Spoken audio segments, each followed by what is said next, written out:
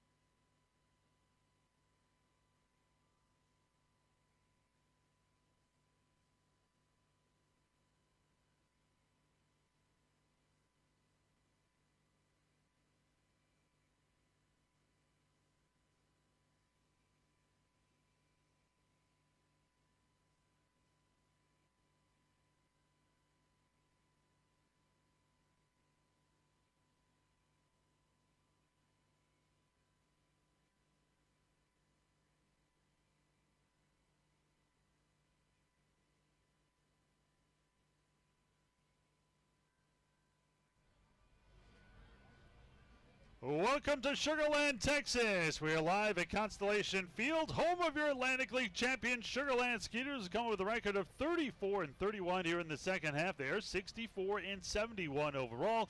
They will take on the Bridgeport Bluefish, who are 33-32 here in the second half. They are 74-61 overall. The Skeeters come into today's action with just 5 games remaining in the season, 3 games in third place behind the front-running York Revolution.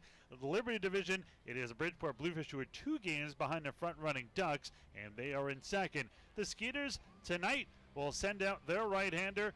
9-7, a 3.84 ERA. That is former big leaguer Brett Marshall. He will take on Randy Lara, who is just 9-10 with a 4.30 ERA after getting off a terrific start and an all-star appearance.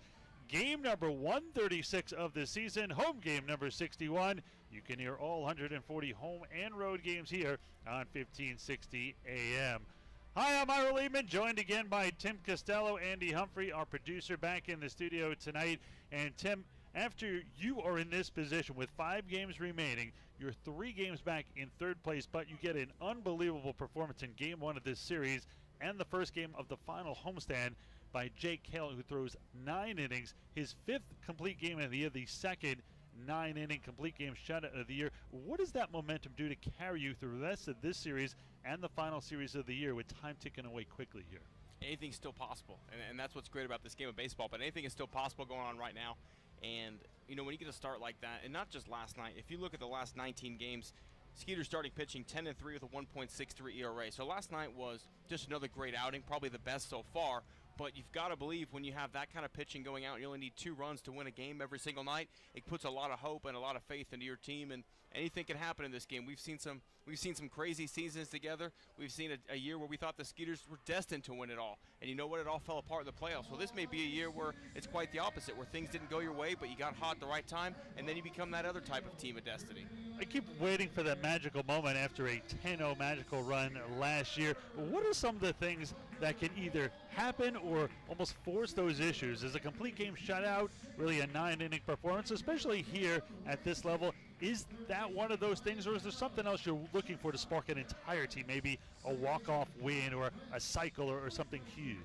I think the pitching really does it in first and foremost in any level of baseball, but this one especially. Ira, you and I have seen it when certain pitchers get on a roll, but even more so when staffs get on a roll, when they feed into each other, when the one starter goes up to the next guy and says, hey, this is what I did that works last night, keep pounding this part of the zone. And everybody starts getting on that roll, and you have a whole turn through a rotation where you don't lose. That's when you start really seeing things go your way.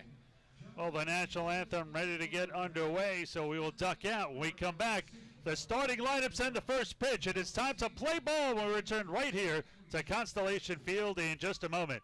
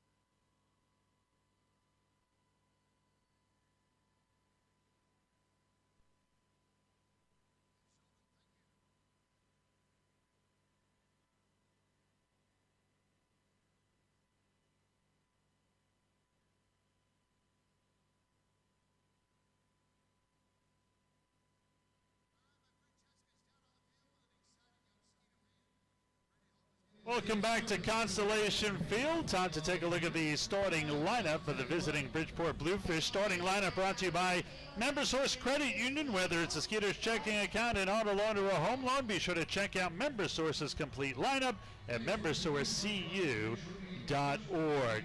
Leading off for the Bluefish is the switch-hitting former big leaguer shortstop Luis Hernandez. Batting second, playing second is Jose Cuevas. Former Atlantic League Player of the Year in center, Wellington Dotel bats third. The cleanup hitter and left fielder is Jonathan Cuevas. In right field, Andrew Lambo bats fifth. Gustavo Molina is catching. He'll bat sixth. The third baseman, Angelos Nina, bats seventh. Batting eighth, Joe Polensky. He'll be at first. And batting ninth, former Skeeter and designated hitter Santiago Nessie.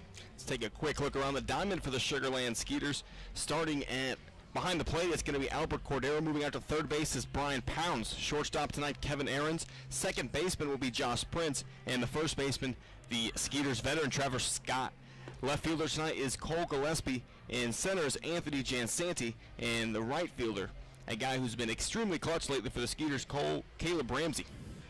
Brent Marshall, the former big leaguer with the Yankees, will start for the Skeeters. 9-7, a 3.84 ERA. This is his 28th appearance. This is his 27th start. 156 2/3. He has been a real workhorse for the Skeeters this year. 145 hits allowed, 90 strikeouts, and he has walked, unfortunately, a league-high 79 walks. But really, in his last 3 starts, he has been phenomenal. He is 1-0 with a 1.80 ERA, including last time out, gaining the win against these Bridgeport Bluefish in Bridgeport. Went 6 innings, allowed just 3 hits, 1 run. It was earned, 4 strikeouts, 2 walks, 95 pitches, 58 of them for strikes. Against the Bluefish this season, he is an impressive 3-0 with a 1.89 ERA in 3 starts. We are ready to start this one. Marshall will wheel and fire the first pitch of the ball game, and it is low, ball 1, 1-0, and we are underway. Game 2 of a 3-game series here against the Bluefish, and game 2 of the final 6-game homestand of the season. Luis Hernandez, the switch hitter, batting here from the left side against the Skeeters right-hander, comes in at 283 with 5 home runs and 41 RBIs. This one is chopped foul at the plate. 1 ball in, 1 strike to count. Marshall tied for 4th in the Atlantic League with 9 wins, tied for 2nd in innings pitched with 156 2/3 and 6th in ERA now at 3.85. The 1-1 here from the Skeeters righty. This one is slashed down the left side, foul. 1 ball and 2 strikes to count. Now, Ira, you mentioned that tied for 4th in the league with 9 wins, but if you look at Marshall's last 4 starts before the win, 4 in a row of 5 or more innings pitched, 2 earned runs or less in each one of them. He could very easily be in the league lead if he got a little bit more run support. This one is foul back into the screen. You're right on, Tim. 2-1. Skeeters won. He did not get a decision. They lost 3-2. He did not get a decision. 4-3 they lost. He did not get a decision. And the exact same score before that, 4-3 and a loss. He did not get a decision in that either. And that was that string where the Skeeters played 12 one-run games over the course of 20 games, and they did not fare well as far as winning those. And now Hernandez kind of looks back, kind of surprised at the call. 2 balls and 2 strikes here to the former big leaguer. Battle of former big leaguers here, as this one is hit to the right side. Josh Prince have it. He'll throw it at first. 4-3 in the putout, and there's 1 down. Well, to bring in Jose Cuevas, 275, 6 home runs, 48 RBIs. This is Marshall's 3rd stint with the Skeeters. He was a big part of last year's Atlantic League championship team with Sugar Land. Last year with the Sugar Land Skeeters, he was 6-6 with a 4.33 ERA. His best season, however, overall was at Double-A while in the Yankee system with the Trenton Thunder, 13-7 with a 3.52 ERA. First pitch by Marshall is banged through the left side for a base hit. Scolded by Cuevas. That'll put 1 on and 1 out for former Atlantic League Player of the Year, Wellington Dotel. Dotel comes in at 283 with 4 home runs and 20 RBIs. We'll bat here with 1 out and 1 on. He has been heating up here as of late, though. Ira, in his last 5 games, he is 7 for 20 with a homer and 3 RBIs during that time period. He's a guy who can flat out hit. During that year, he won the Atlantic League Player of the Year. That was 2 years ago in 2015. He hit .340, lost the batting title by percentage points, literally to the 5th digit, to his former teammate Sean Burrows, who that year was traded from Bridgeport to Long Island. This one grounded to third. This could be 2 pounds. The former U of H product to second, back to first for a double play, and that'll do it. 5-4-3. Pounds so good defensively, and an unconventional 1-2-3 here for Marshall. Bridgeport does not score here in the top of the first. Skeeters coming to bat for the first time when we return.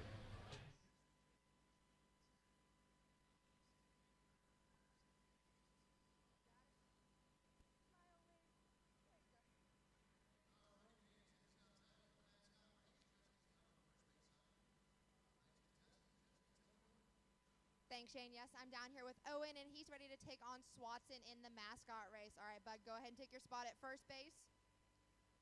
Swatson looks like he's warming up at second. Are you ready to go? Okay. On your mark. Get set. you got it. There we go. Off and running, and Swatson's got a big lead, but Owen's coming right behind him. Oh, Swatson, you don't have time to play a game right now. Owen's going to pass you up. Oh, Swatson way too easily distracted. That means that Owen is going to be the winner of our race. Congratulations. We're going to send it back up to you, Shane.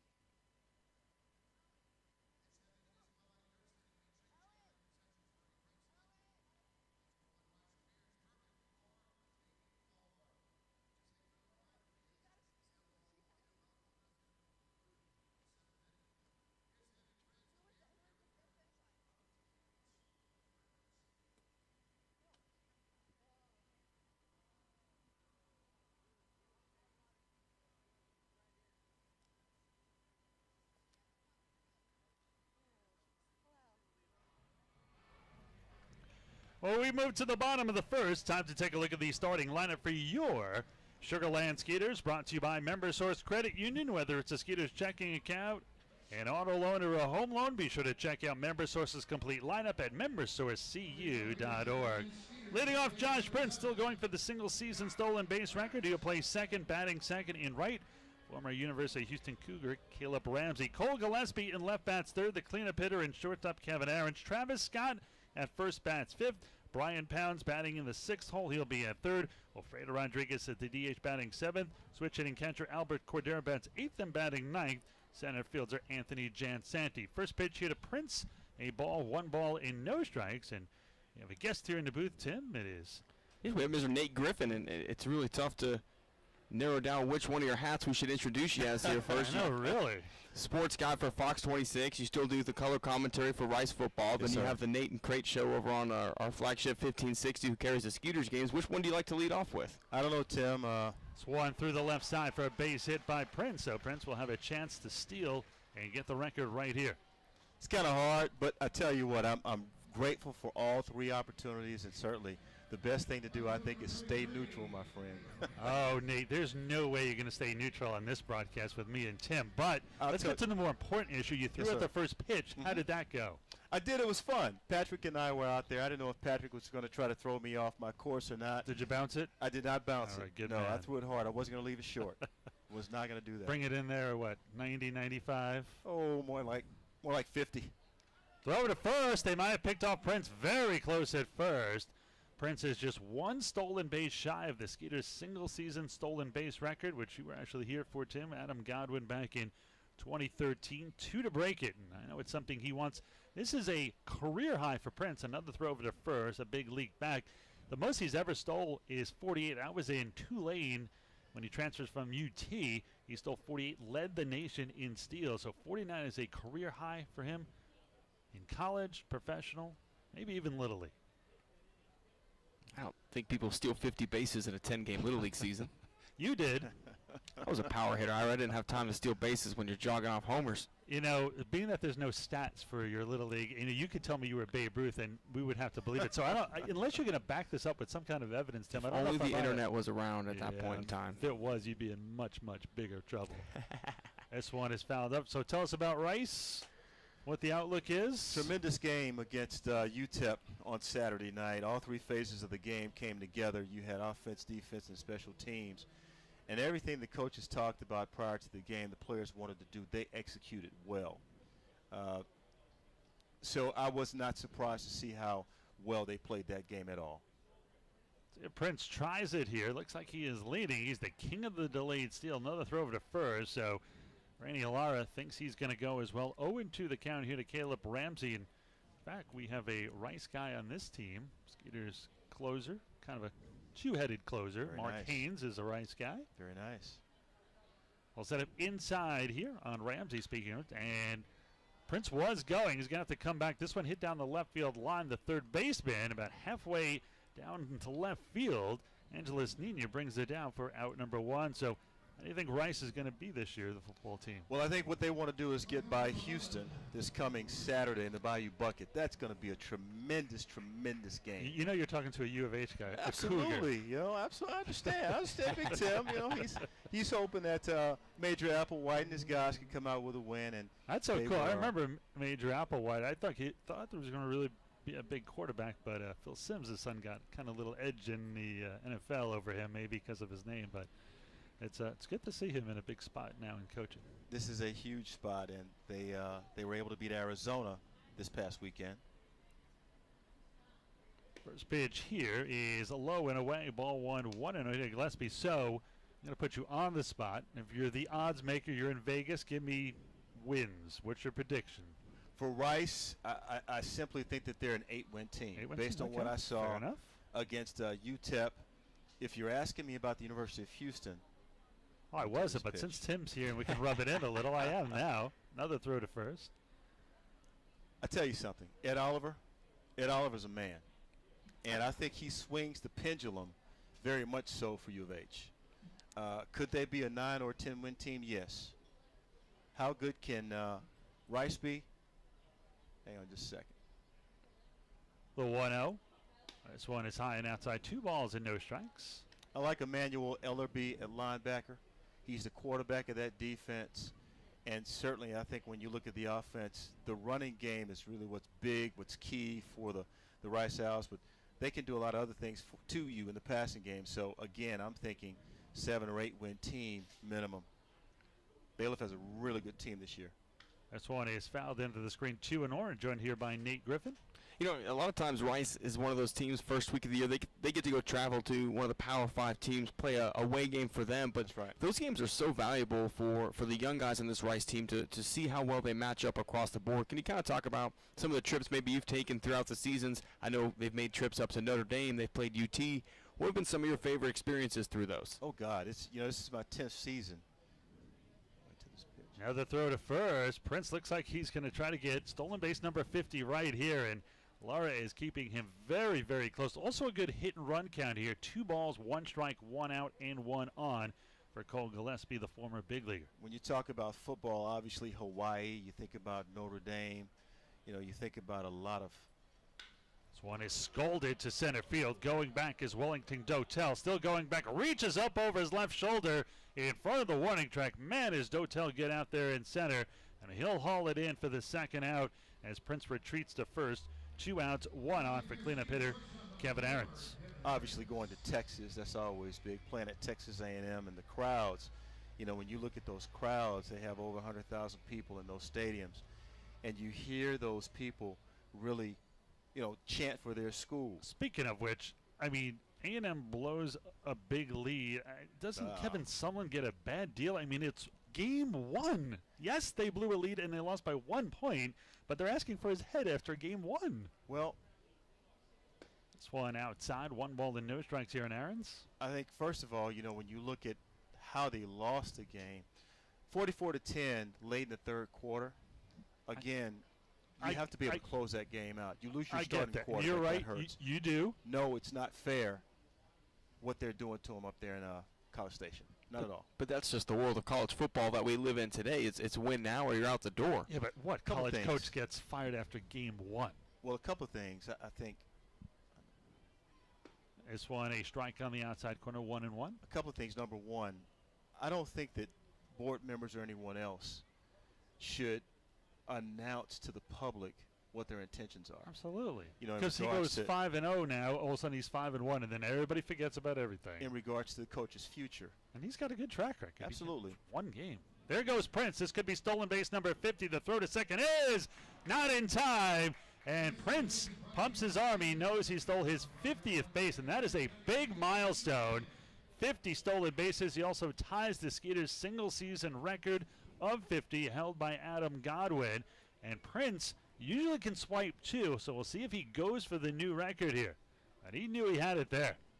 Got a great jump that time. 2 outs, now 1 ball, 2 strikes here. Let's see if Aarons can knock home Prince. The 1-2. Swung and a missed strike 3. So Prince ties the record. He will have another chance later to break it, but that'll do it.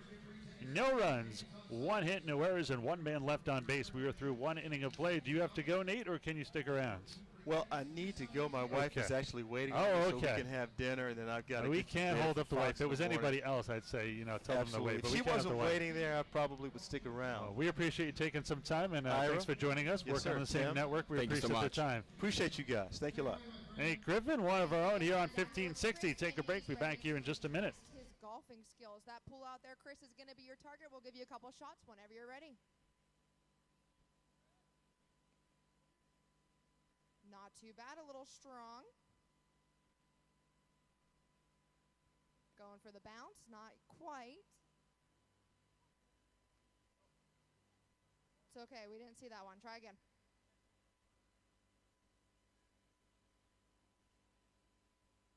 Getting closer. We'll give you one more shot at it. Let's see.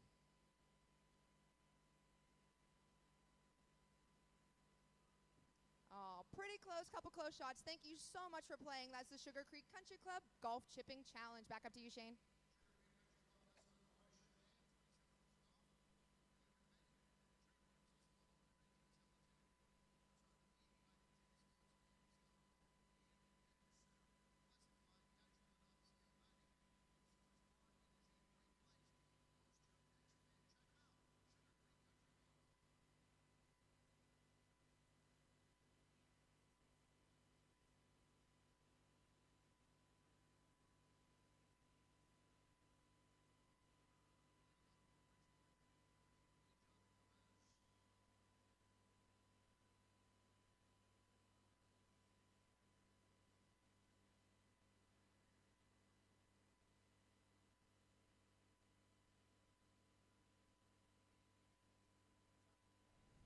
We move to the top half of the second inning. A scoreless contest. Brett Marshall back to work after an unconventional 1-2-3 first. He will face 4, 5, and 6.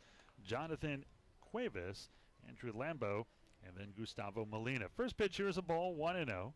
Cuevas, 275, 6 home runs, 48 RBIs. The next one is low and away. 2 balls and no strikes to count here. Excuse me, Jonathan Galvez. The 2-0. This one is inside. Ball 3, 3 balls and no strikes. Pretty tight zone here behind the plate tonight so far, Ira.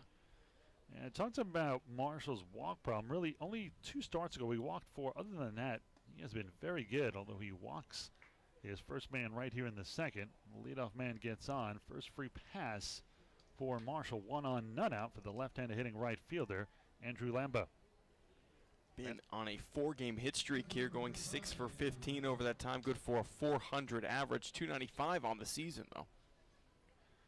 Lambo will step in here. 1 on, none out. Lambo in high school as a 3-sport standout.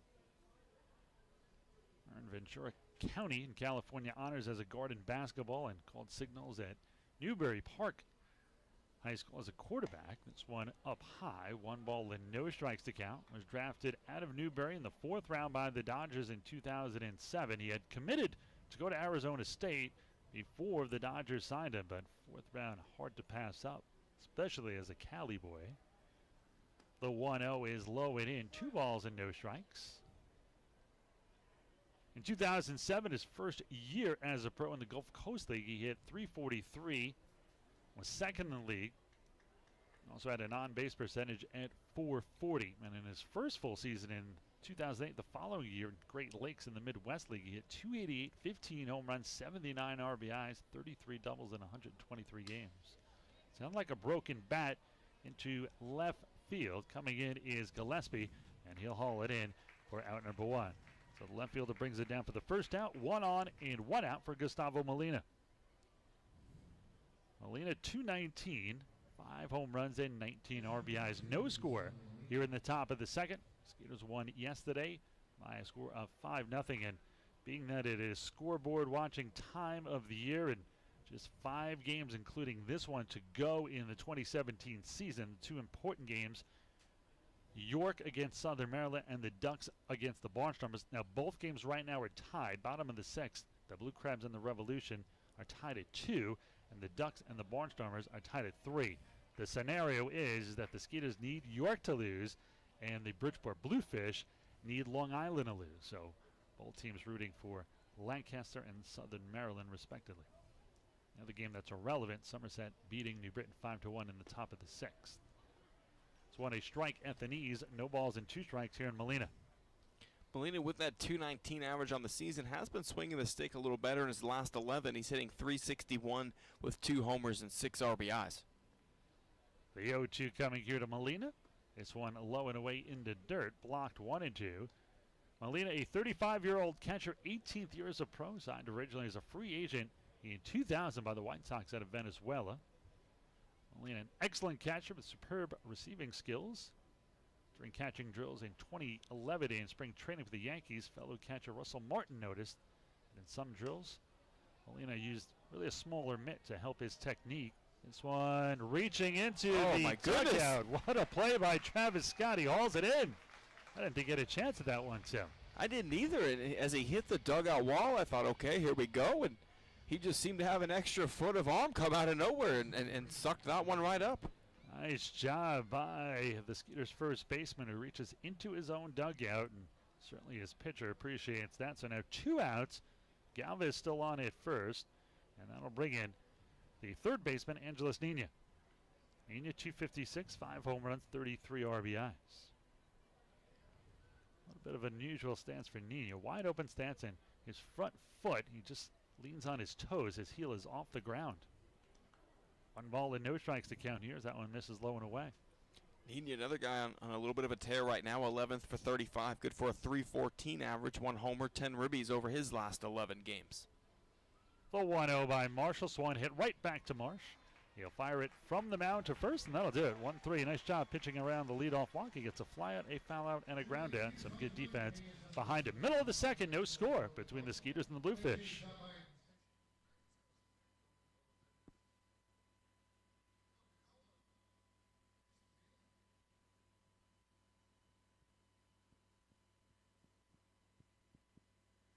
Alrighty, Skeeter fans, it's that time of the game. It's time for you to get up out of your seats and jump around. I'm over here on the third base side. I'm looking for my fans that are getting up and getting fly. I have 4 passes to Urban Air. Let me see you guys jump around.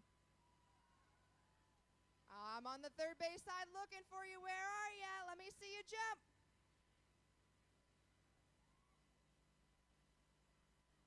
Let me see ya. I'm looking.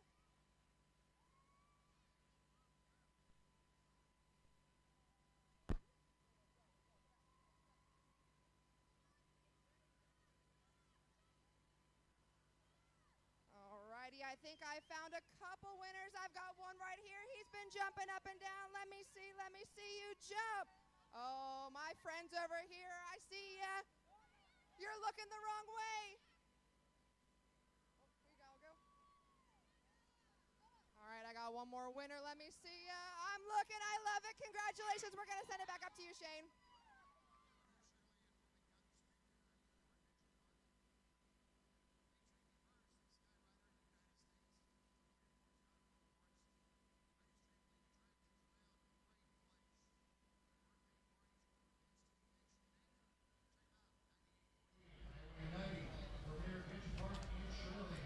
Well, Matt Deaton returns to Constellation Field this Friday for the final time this season.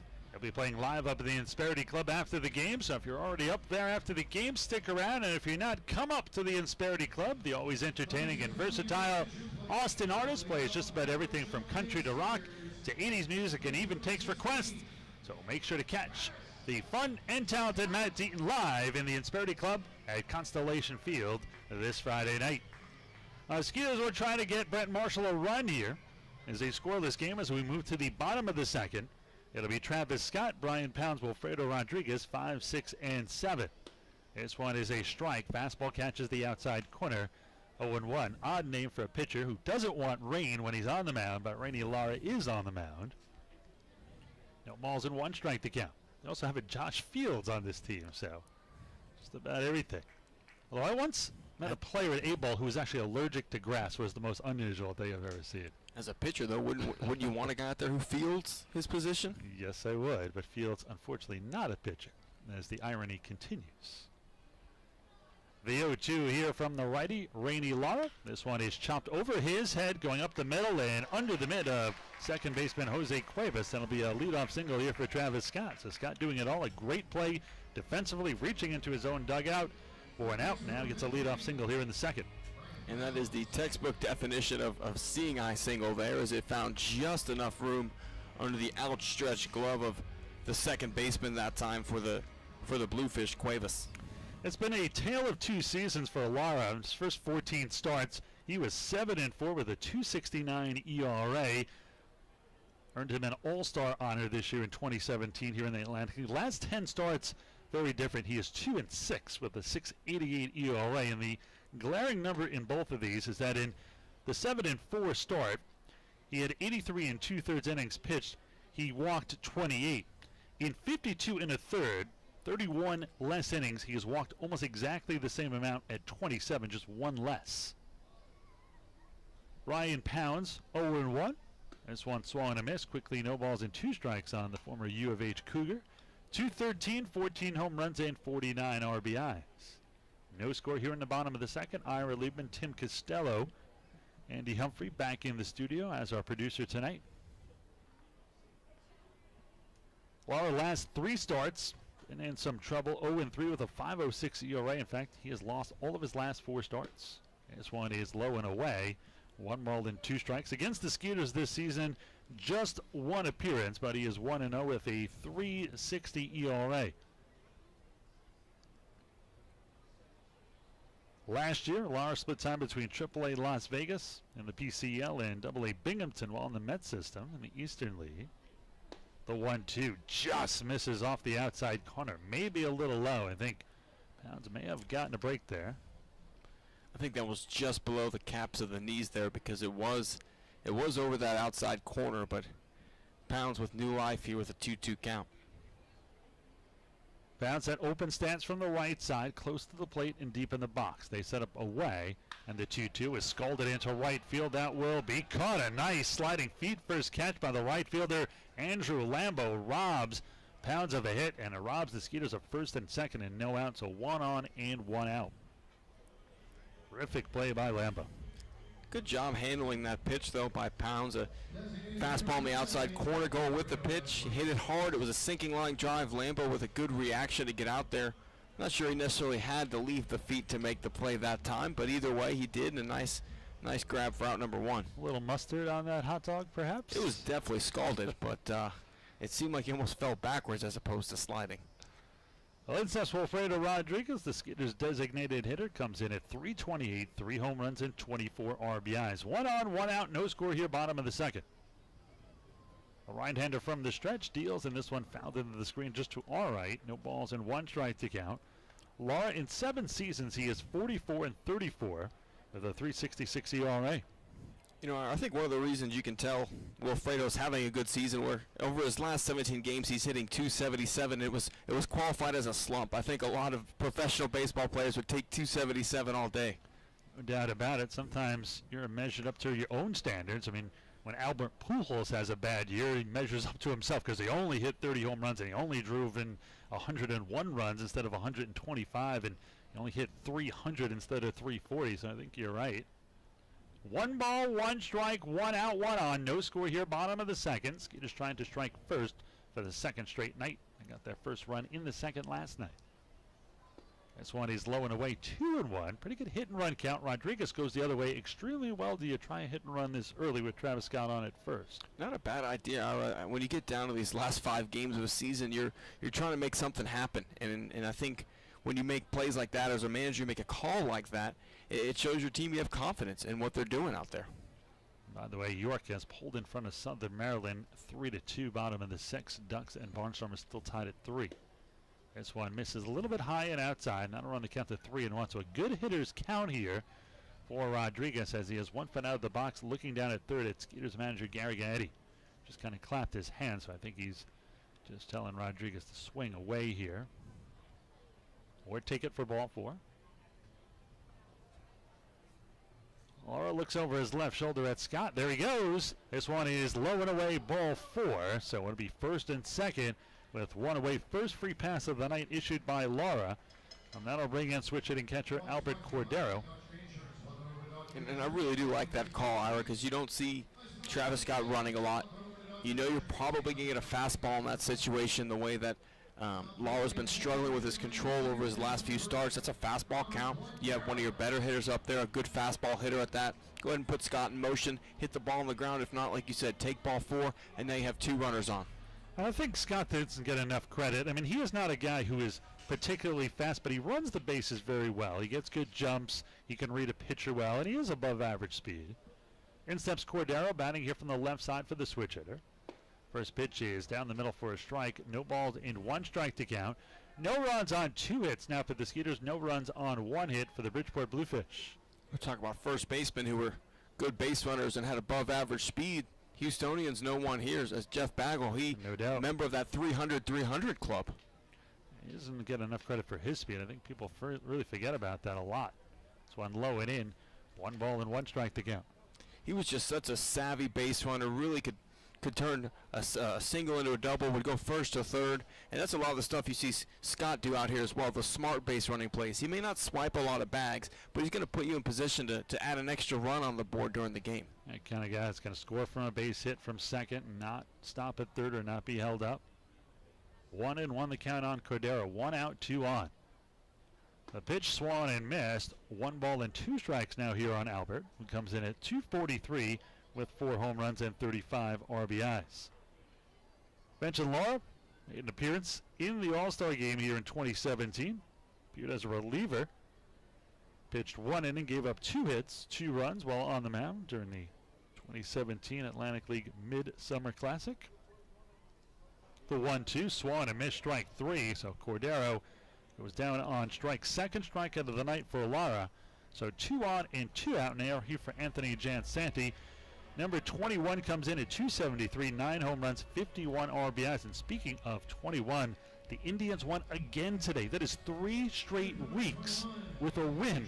21 games in a row is just unbelievable for baseball, and that is the second longest streak of all times. Yeah, it's absolutely remarkable when you look what they're doing with the injuries that they've had on their team. But that's mostly a young ball club too. That's what's really scary about it. Their core is just like we have here in Houston with the Astros. They're young and they're built to win for a while.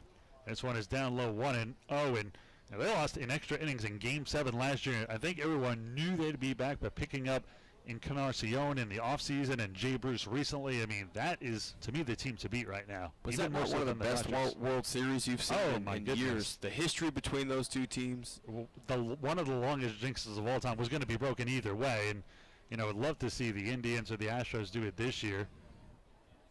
2 balls and no strikes to count, and the Indians haven't won since 1949. Yes, I think. And they were a couple of outs away in Game 7 in 97. Sure. Anyone who's seen Major League has known the troubles that Cleveland has had. 2-0 the count here to number 21, Anthony Jansanti. And Jansanti had a streak of his own earlier this year.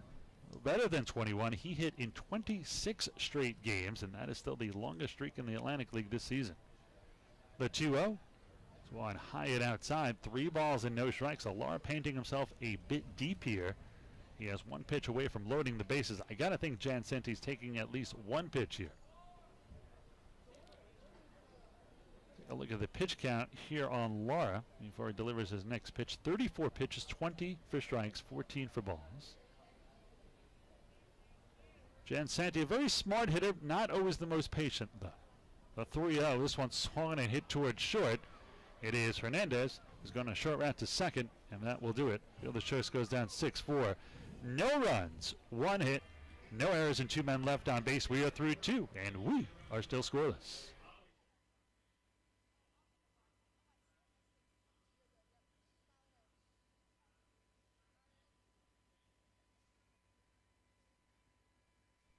Alrighty, I'm over here in section 20, row D, with Danny, Holly, and Emma, and they were upgraded to the best seats in the house thanks to Fort Bend Kia.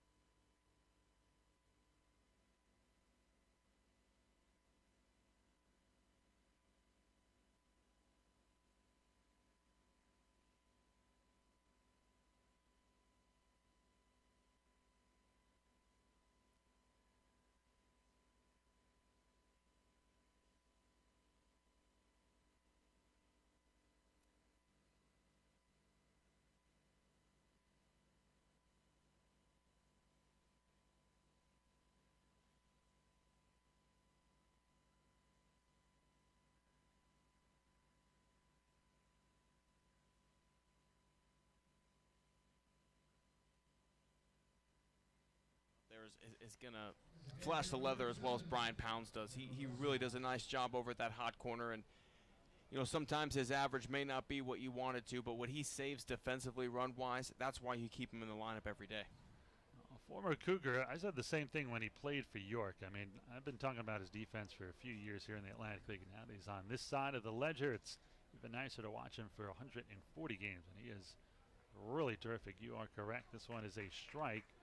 No balls and one strike to count here to former Skeeter Santiago Nessi, who managed to get him thrown out of the game yesterday before the game even started, right after the national anthem. Seen Billy Martin pull that move, and even Stan Clyburn of New Britain, but I've never seen a player get thrown out before the first pitch, who, by the way, wasn't even in the lineup. That's talent. The 1-1, swung in, chopped over the head of Marshall. He went as high as he could, charging in as Prince fires it on the run in time. Great play by Prince. Marshall did everything he could. He took all of that frame to try to get to that ball off the top of the mound, all 6'1" of them, but just a little short, but Prince backed him up. There's 2 down. That is now 5 straight retired by Marsh. I think former Skeeter Tracy McGrady might have been the only one who had the hops to go up and get a ball like that, Ira. That was looking for alley-oop hops. 6'8" may have had a little bit more of an advantage. Just a tad. We go back to the top of the order with Luis Hernandez, who grounded out to second himself his first time up, as Prince at second backs up a few steps. First pitch off the mound, right to Prince, positioned perfectly. He'll grab it, fire it to first, and that'll do it. Great job by Marshall. A 3 up, 3 down inning, all via the ground ball, 4 straight ground ball outs, and overall that is 6 straight retired now by Marshall. We are in the middle of the third. There's still no score between Bridgeport and Sugar Land.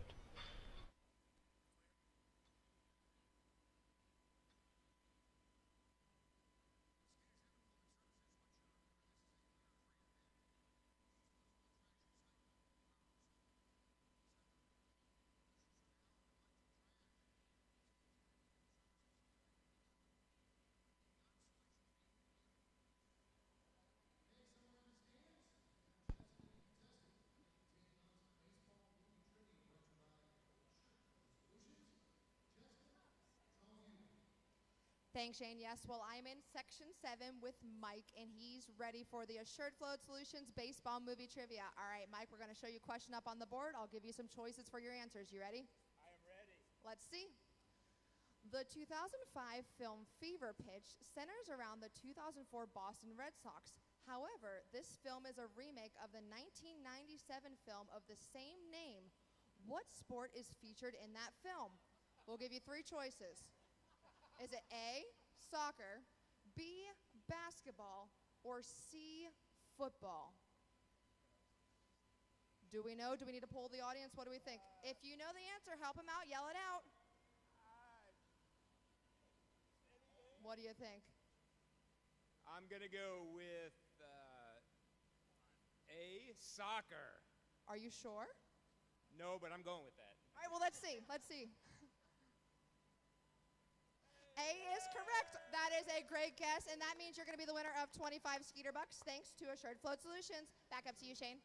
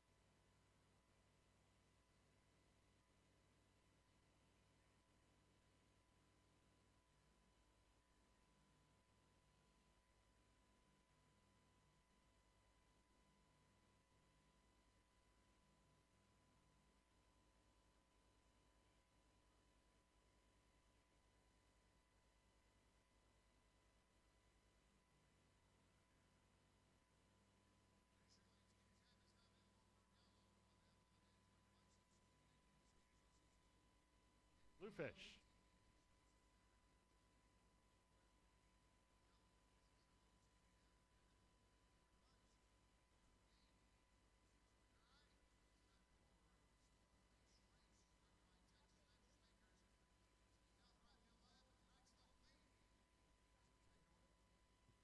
Thanks, Shane. Yes, I'm down here with Emma, and she's ready for the Texas Mattress Maker Stolen Base Race. All right, Emma, there's a base out there in right field. I'm going to give you 30 seconds to go down and pick it up and bring it back to me. Are you ready? All right, let's put the countdown up on the board. 3, 2, 1, go. She is off, running nice and quick. It's pretty far out there. You got it, Emma. All righty, she's got the base on her way back. Let's cheer her on as she runs back. Still plenty of time. And you're going to finish with about 10 seconds to spare. Congratulations. We're going to send it back up to you, Shane.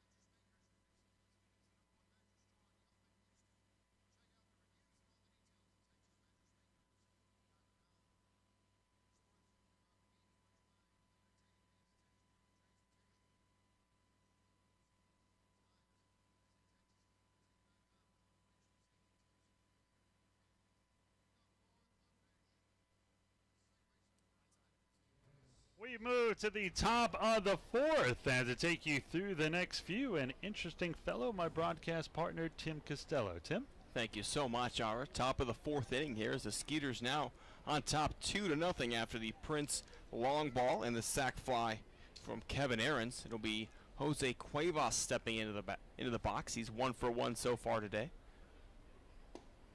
First pitch, a tad low, ball 1.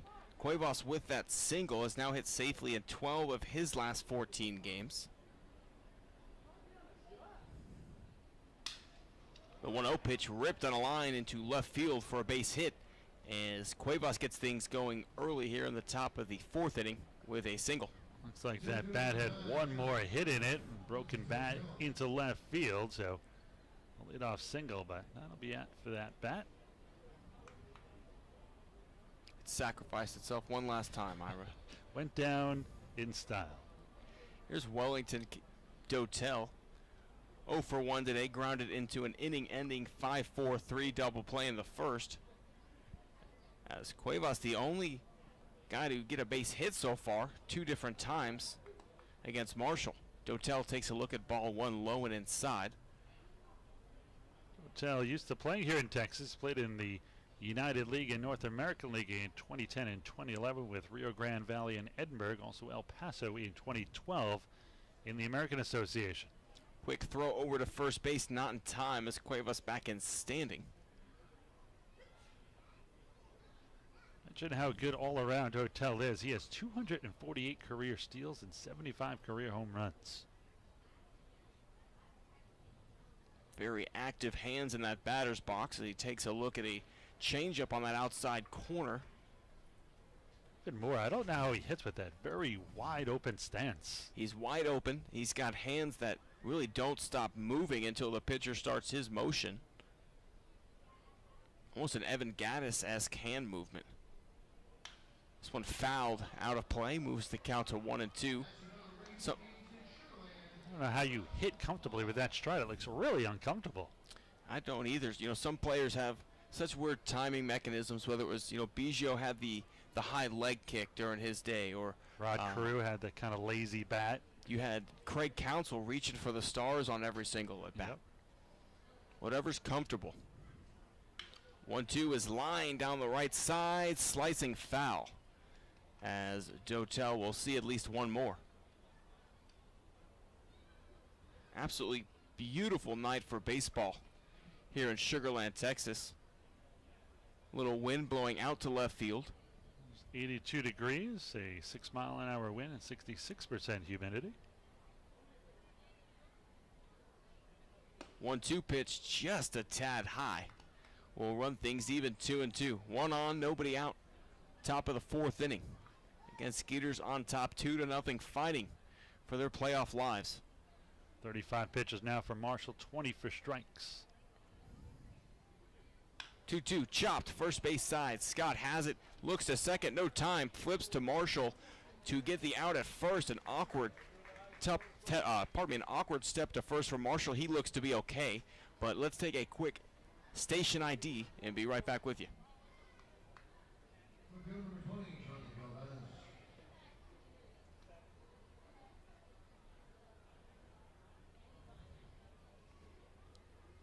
Jonathan Galvez stepping up to the box. Runner on second, one out. Galvez 6 for 28, just good for a 214 average over his last 7 games. He did walk his first time up.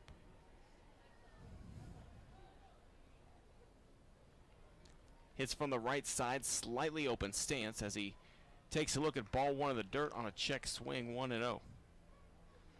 Galvez was undrafted from Santo Domingo in the Dominican Republic. He's a career 276 hitter in the minors, 56 homers, 363 RBIs. This one ripped deep into left field. That one is back. That one is caught. Gillespie up against the wall with a fantastic grab. Ira, I think you and I both thought that one was gone, but Gillespie settled under it, reached up, and might have saved at least 1, if not 2 runs. Yeah, you talked about the wind blowing out, and it's still blowing out. I thought once that was in the air, he was not going to have a shot, and Gillespie just reached up at the wall and hauled it in. Great play by the former big leaguer. As that one came off the bat, it sounded extremely good. But again, Gillespie, right place, right time, keeping this a 2-0 Skeeters lead. So now 2 away. Runner on second for Andrew Lambo, the right fielder. Lambo flew out to left his first time up. As we get time called. With a name like Lambo, a 3-sport athlete, you would have thought maybe football would have been the way he went. But again, not quite spelled the same, but yes, indeed. Baseball was his choice. This one lined into center field for a base hit. Coming on is Jansanti. He's not going to have a play at the plate. Coming around to score is Cuevas, and it's now a 2-1 ball game. A good piece of hitting by Lambo, just a single into center field. Jansanti was playing fairly deep, really didn't have a shot, so made the wise move and just threw it into second. So that'll bring up Gustavo Molina. So far, Molina has popped up to first base, and that was a fantastic play by Travis Scott, reaching into the dugout to haul that one in.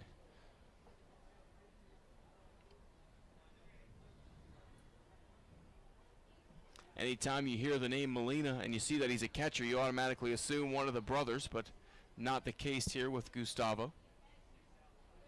I did, only because he was a catcher. If he had played another position, I wouldn't have assumed that, but he is not. Hey, a little kick save. That was a pretty nifty move by Molina. Must play a little soccer or hacky sack. I think there's probably some hacky sack going on in the dugout from maybe in between double headers. A lot of time to kill on the minor league road trips. But yes, as you hear the name Molina, catcher, everybody assumes one of the brothers, but no, Gustavo, just another major league catcher who happens to have the last name of Molina.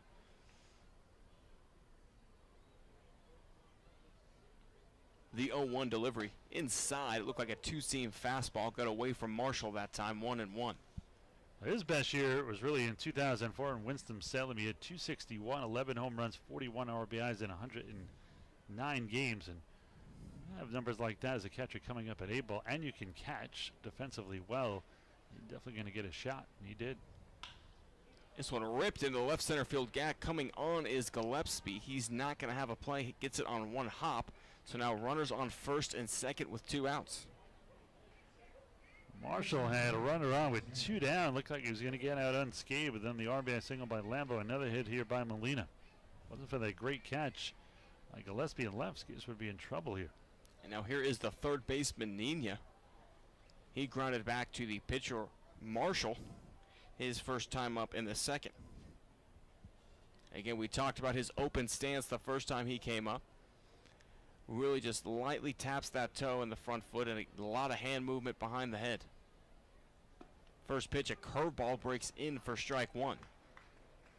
Marshall, not a guy who's going to overpower you with his fastball. He's about location and timing, trying to keep you off balance with the breaking stuff. So told me about his slider. He actually has so much movement on it. There are times he doesn't know where it's going to go. As the 0-1 pitch low and away. Not exactly what you're looking to hear as a batter in that batter's box. I don't know where this one's going. Well, not in a bad way that it's all over the place. It's 95 with no control. Just that it has so much movement. He might try to put it, on the outside corner. It might break over the middle or break too far outside. Sure. Here's the 1-1 delivery, just a bit high. 1-2 as Marshall in a little bit of a jam is really his first tight spot so far this ball game. He'd allowed just two base runners, one base hit up until this inning. Marshall's problem is when he's going bad, he's walking a lot, is that he doesn't have a consistent landing spot. This one throw down to second. Trying to keep the runner close is not in time. And again, those little leaguers are out there watching. The coaches always tell you don't throw behind the runner. But again, just trying to keep the runner close, trying to make something happen with 2 outs. Cordero's actually had success doing that this year, so don't nap on him. He'll pick you off. He's done it at second. He's done it at first. We were talking about the Molina brothers. That's a Yachty special right there. Is the Got throw his behind pitcher pickup. out. Yep, at third base earlier this season.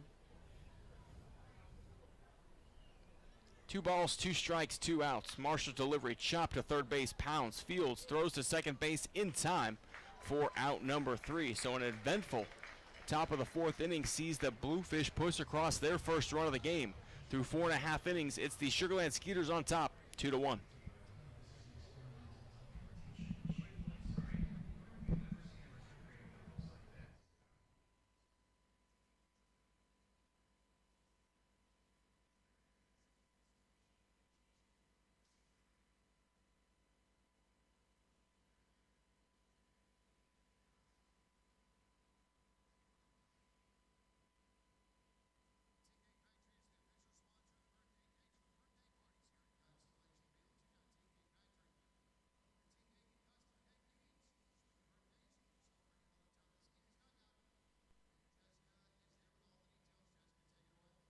Thank you, Shane. Yes, I'm down here with Ashton, and he's out here tonight celebrating his 10th birthday. Let's hear it for Ashton.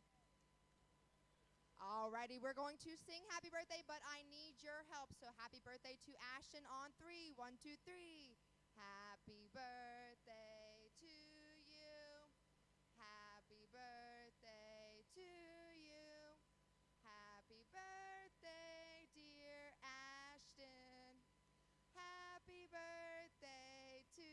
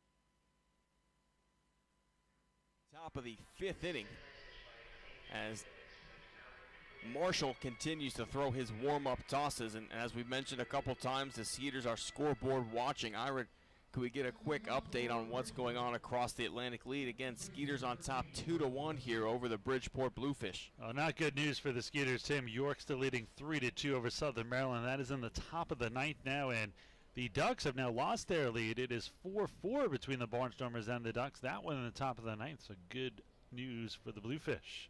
There we go. Joe Poletsky will get things started here in the top of the 5th inning. He grounded out to Brian Pounds his last time up. Marshall's first pitch is lined into right field. That could be 2. Cutting it over is Ramsey. He bobbles it a little bit. Throw to second base is cut off, but holding to a single is Poletsky, as he's now hit in 2 consecutive games after searching for that first base hit for some time. It was 0 for 11 before that. Not quite a streak yet, but nice play by Ramsey out there. I thought that was a double for sure. Ramsey cut it off and held him to a long single. Ramsey a little bit bigger of a guy, but covers ground very well out in the outfield.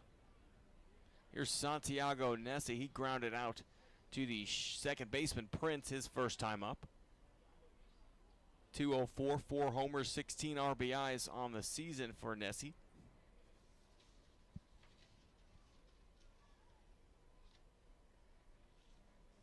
First pitch is on the inside corner for strike 1, and Santiago's played 6 games since rejoining the Bridgeport Bluefish. He's 5 for 20, good for a .250 average in that time.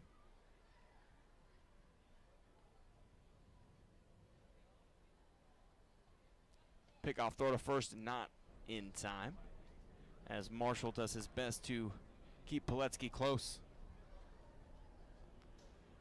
3,878 here at Constellation Field tonight. Skeeters look to close out the season strong.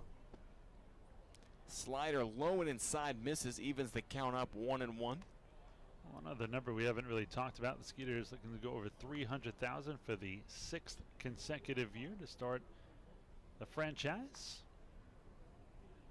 Closing on that number very quickly. Should go over tomorrow night. 1-1 to Santi. Here's a throw down to second on a steal attempt. Not in time. Sneaks past Prince into center field. Good backup that time by Aarons. A good throw by Cordero, but Prince just couldn't get the glove on it. And that'll put a runner on second base with nobody out in a 1-2 count to Santiago Nessie. Had that been on the money, they would have had him by a mile, but Prince could not hold on to that one. Maybe a little bit low and to the right side of second, but not a bad throw at all.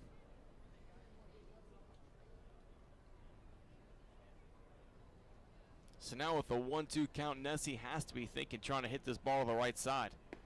Swung on and missed. Big strikeout there from Marshall as he got the slider low and away. And we talked about the break he has on that slider. That was a big hook that time. Yeah, Marshall's got great stuff, no doubt about it. Guy is generally not going to strike at a ton of guys, but he'll usually strike out right around an average of about 6 a game. It's his first year, though, surprisingly. The really good ones know when they need that big K and go after it. That's what Marshall did there after getting the runners. He's got a lot of good off-speed pitches, Tim. Sorry. No worries as this one's singled in the left field by Luis Hernandez. Gillespie cuts it off. No chance at the runner at the plate. Throw to second base is not in time. Looks like Hernandez snuck around that tag, and that'll be a 1-out RBI double. We are all knotted up at 2. Unfortunate there for Marshall, kind of left one up. Hernandez always a very good hitter, a former big leaguer, as I mentioned earlier. And Hernandez gets his 22nd double of the season. And a good throw from Gillespie in the left, and I think Prince took a little bit of a longer route tag than he needed to, and that allowed Hernandez to sneak that hand in there, but it was close at second base. Very close. Good throw by Gillespie in left. Here's Cuevas. He, up until that third inning, up until the fourth inning, had done most of the damage against Marshall. He had the first 2 base hits of the ball game, 2 singles, both in the first inning and again in the fourth. He came around to score in the fourth as he takes a pitch, takes a look at ball 1.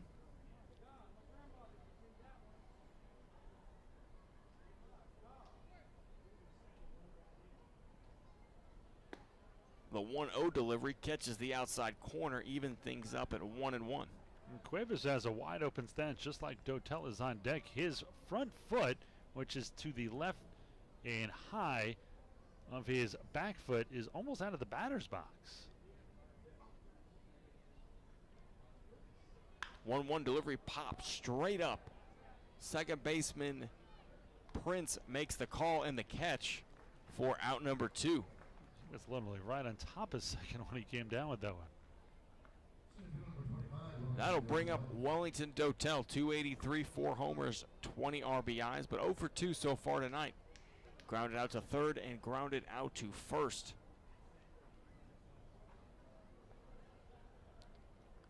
Just with his build, the lack of batting gloves, and his active hands almost reminds you of a Vladimir Guerrero. Speaking of which, his son is tearing it up. He's going to be in the big leagues very soon. He's young. He's only 19, I think. First pitch to Dotel on the outside, ball 1. That was a good-looking pitch. Didn't quite get the call that time for Marshall. Vladdy may be a Hall of Famer next year. I think he's got a good shot to get in. He was one of the best hitters I've ever seen. Could hit anything. This one shot down the right side. You talk about hitting anything. That was a foot outside, and he almost hit that out of the park. Used to say about Vladdy, never met a pitch he didn't like. You could bounce it, and it'd be hit 450 feet. He was a big boy, 6'5", had that huge wingspan. He could reach just about anything.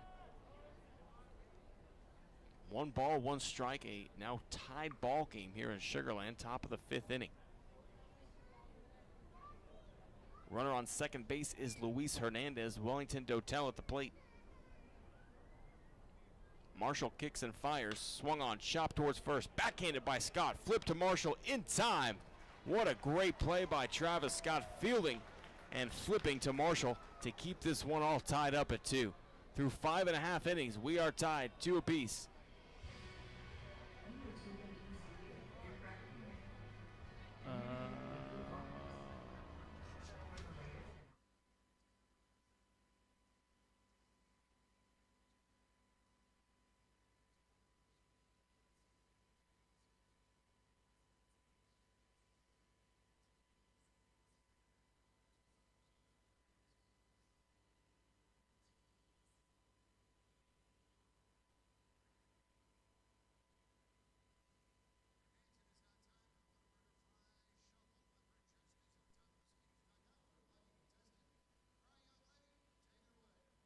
Thanks, Shane. Yes, I'm down here with Laren, and she's ready for the Whataburger Fry Shuffle. All right, Laren, I'm going to show you 3 boxes. Only one of them's going to have French fries in it. You have to follow that box. Are you ready?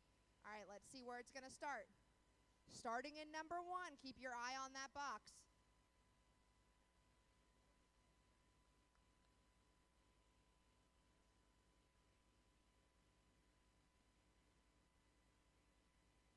Round and round it goes. Do you know where it is, Laren?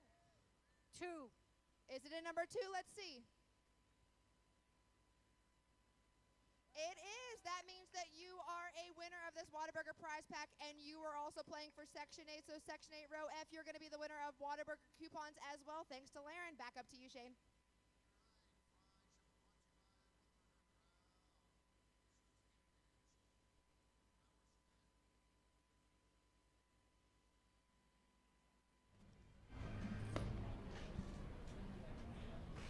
Welcome back out to Sugar Land, Texas, Constellation Field, as the Skeeters and Bluefish are all knotted up at 2 runs apiece. It'll be Caleb Ramsey, Cole Gillespie, and Kevin Aarons here in the bottom of the 5th inning for Sugar Land. Ramsey 1 for 2 so far this evening. He doubled his last time up, came around to score.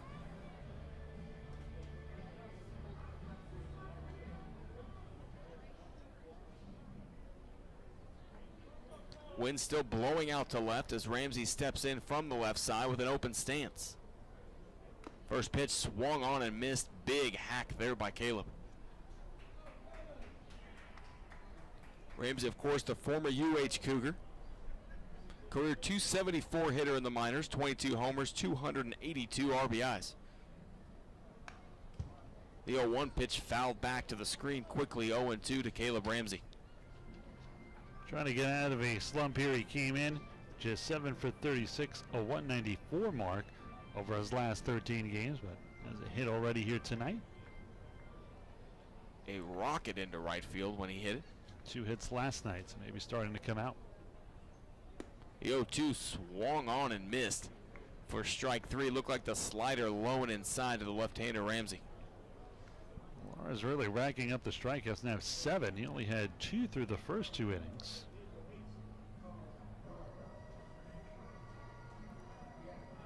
His last 4 outs have come via the strikeout. He struck out 4 of the last 5 batters he's faced. So here's Cole Gillespie, a 302 hitter, 5 homers, 25 RBIs, 0 for 2 so far today. First pitch on the outside corner for a strike. Now, Gillespie hasn't yet to contribute on offense, but he did at least save 1 run, if not more, so far on defense. As the 0-1 fouled straight back into the screen, Gillespie not off by much on that one.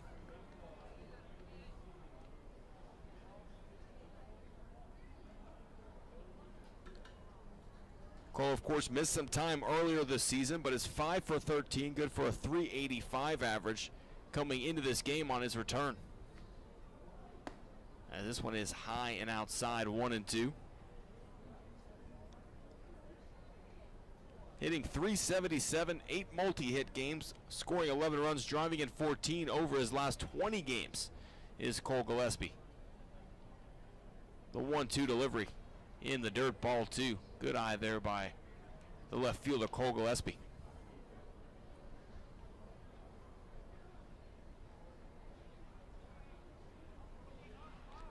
And as we were talking about over the break, the York Revolution and Southern Maryland Blue Crabs game has gone final. York winning that one 3-2.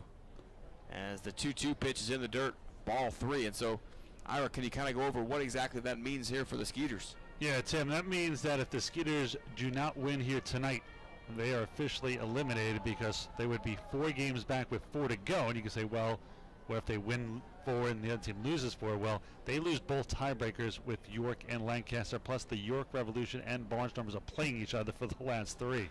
3-2 pitch fouled out of play. So again, that makes this a must-win, as do the rest of the games the Skeeters play are must-wins here from the rest of the season on out. Started off the homestand right yesterday, winning that one, need to win 5 more.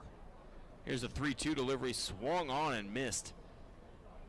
As that is another strikeout, 4 in a row for Lara. He's also struck out 5 of the last 6 batters he's faced. His last 6 outs have all come via the strikeout. Struck out the side in the 4th, and he's 2/3 of the way there to do it here. Here is Ahrens, 0 for 1 today. Did have a sac fly RBI his last time up. Takes a look at a fastball low and away for ball 1.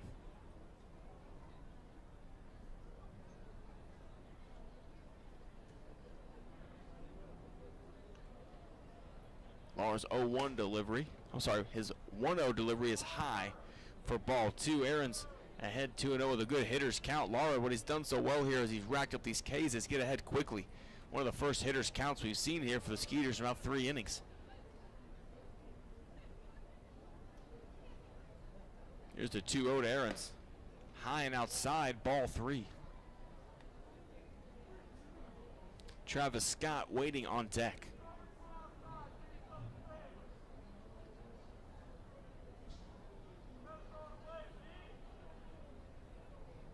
The 3-0 on the inside corner for a strike, 3-1, and in a tie ball game, that might have been a pitch I'd like to see Gillespie go after, but understand why you have him lay off there. 3-1, a much better hitter's count.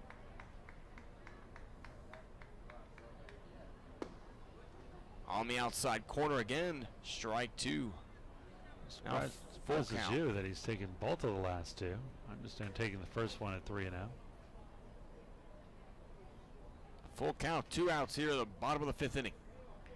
Swung on and missed. Excellent slider that time by Lara, and he strikes out the side again. Through 5 innings of play, we are still tied at 2 runs apiece between the Bridgeport Bluefish and the Sugar Land Skeeters. Be right back after this.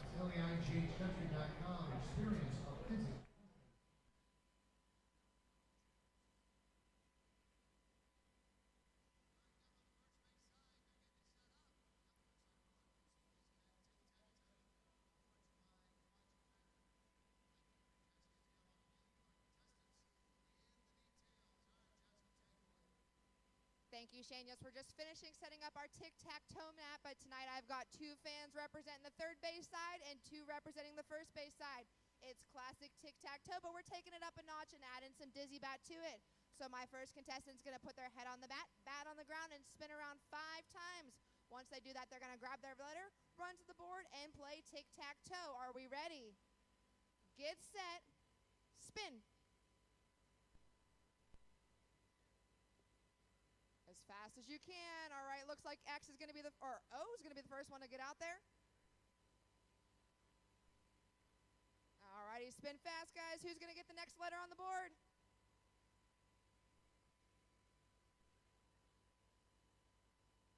All righty, it's going to come down to the end. He didn't go for the block, so who's it going to get it? Team O is going to come through with the win, the first base side team. Congratulations. We're going to send it back up to you, Shane.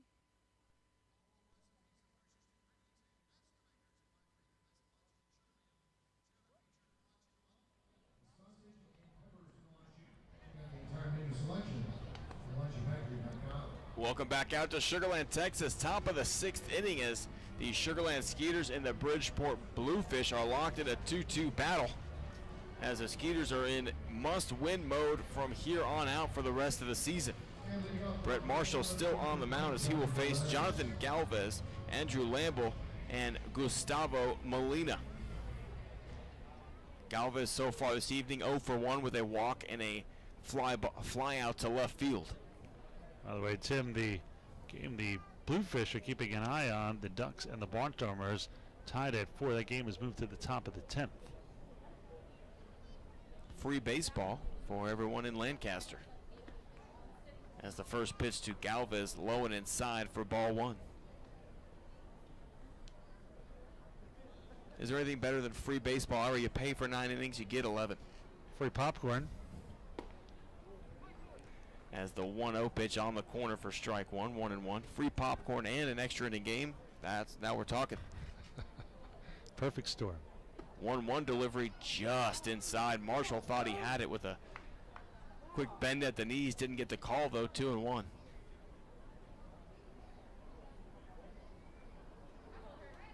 This one chopped fouled on the left side. 2-2. The infield is shading Galvez to pull just a tad, as Pounds plays close to the line at third, and Aarons is deep in the hole at short. Prince is closer to up the middle at second base, and Travis Scott off the line some at first. Here's the 2-2 delivery. Swung on and missed. Big slider that time from Marshall for out number 1. Only Marshall's second strikeout of the afternoon, but that was a big one. Here's Andrew Lambo, 1 for 2 so far this evening. RBI single his last time up. Drove in Jose Cuevas. 63 pitches now for Marshall, 39 of them for strikes. First pitch to Lambo on the corner for a strike, 0-1. And 64 pitches through 5 1/3, right on track for where you want your starter to be. Time is called from Lambo, and we've seen the Bluefish do that a couple times to throw Marshall off. Call time, back out, as the 0-1 is in there. No, it is not. Ball is dropped by the catcher Cordero. I think that cost Marshall a strike there. I think so as well. You mentioned stepping out a lot. Marshall's a very quick worker, and that's really the only way to break up his rhythm. I think the Skeeters could do the same to Lar on the other side, though. They've allowed him to get into a rhythm. I agree. Struck out 5 straight batters. Here's the 1-1 in there for a strike, 1-2. See Marshall kind of drop down a little 3/4 motion that time. Show Lambo a little something different. Lambo stepping back here with the pace of play rules, not stepping out though. Here's the 1-2 delivery. Fouled out of play, a laser beam towards the parking lot.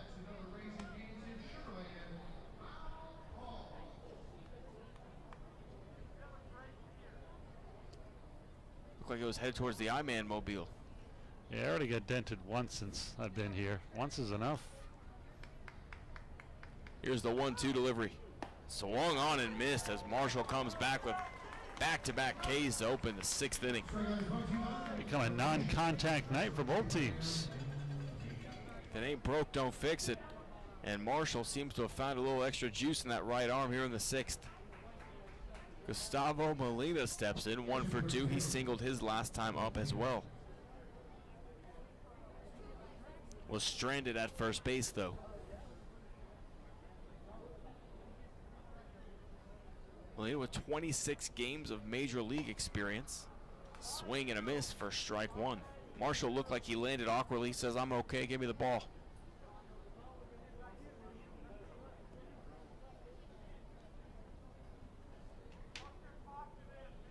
Nobody on, 2 out. Here's the 0-1 delivery. Big swing and a miss at the Uncle Charlie. 0-2.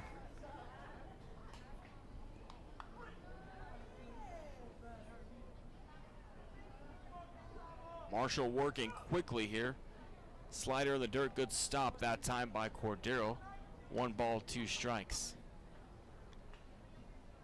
Still a nice calm breeze coming out to left field, in from right. The 1-2 delivery just outside. Marshall wanted that one. I think most people look at Marshall as a guy who's just got a lot of good off-speed stuff. I mean, that last pitch was 92. He's still bringing it here in the 6th. This one popped up right side. Ramsey under it and makes the grab for a quick 1-2-3, top of the 6th inning. We head to the bottom of the 6th. Skeeters and Bluefish still tied up at 2.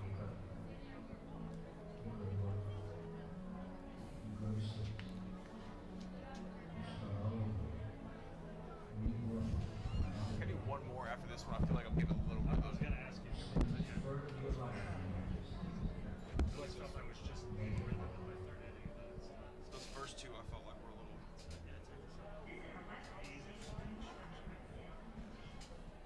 It is time for Ring the Bell, brought to you by Belhaven University.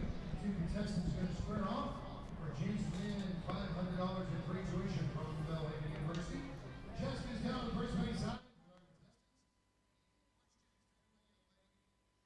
Thank you, Shane. Yes, we have a battle of mother-daughter tonight with Lupe and Terry, and they're going to go head-to-head in a best-of-3 trivia question. Alrighty. Wait till I read the question fully before you ring the bell. If the first person gets it wrong, I will give a second person a chance to answer. Let's see the first question. Which American president was an actor? All right, Terry? Ronald Reagan. Ronald Reagan is correct. 1 point to Terry. Let's see our second question. In which state is the Grand Canyon? Very close, but Lupe got it first. Arizona. Arizona is correct. That means it's 1-1. Comes down to the final question. Which computer is named after a fruit? Terry? Apple. Apple is correct. That means Terry's going to be our winner of Ring the Bell tonight. Congratulations. Back up to you, Shane. One night a week you can do this. National Masters programs are starting to apply now. Bottom of the 6th inning here from Sugar Land, Texas. Tim Costello with Ira Liebman to my left. A tight ball game and a must-win situation for the Sugar Land Skeeters. A 2-2 ball game here in the bottom of the 6th. Laura is still on the mound for Bridgeport, and Travis Scott will get things going here for Sugar Land. More bad news for Bridgeport. Should they lose this game, the Ducks have now taken a lead in the top of the 10th with a 5-4 over the Barnstormers. Ducks' magic number would be 2, again with the Bridgeport loss, and if they hold on for the victory. Both teams here barely grasping onto their playoff lives. The Skeeters know they have to win out. For Bridgeport, they have the best overall record in the Atlantic League. Can find themselves home. Minor league playoff situations are a little bit different than most, as people know. You have the first half winners and the second half winners of 2 different divisions. That's how you make up your 4 playoff teams here in the Atlantic League. The 0-1 delivery swung on and missed. That's for those of you wondering how the team with the best record in the league could not be in the playoffs. But again, you have to either win the first half or win the second half. Your overall record really not too important. I mean, generally it does work as a wild card scenario comes in if one team wins both halves, which Bridgeport was hoping for, but that's just not going to happen this year. This one hit on the ground to the right side, fielded at first base, flipped to Lara in time to retire Travis Scott for out number 1, and then the around the horn flip goes into center field. It also breaks the string of 5 straight strikeouts, 5 straight batters by Lara. Granted, it's an out, but it struck out 5 straight hitters. Nice to just put the ball in play. It's a start. Here's Brian Pounds. Pounds walked his last time up, 0 for 1 on the evening.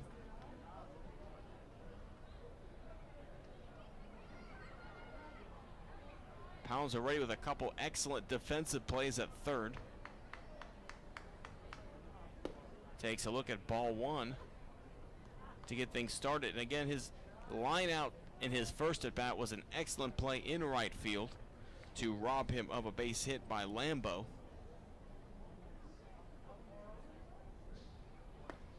As the 1-0 is low and outside, 2-0.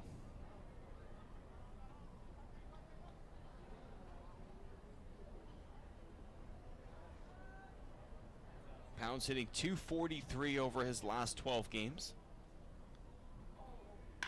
Rips the 2-0 past a diving attempt at third base for a single for Brian Pounds.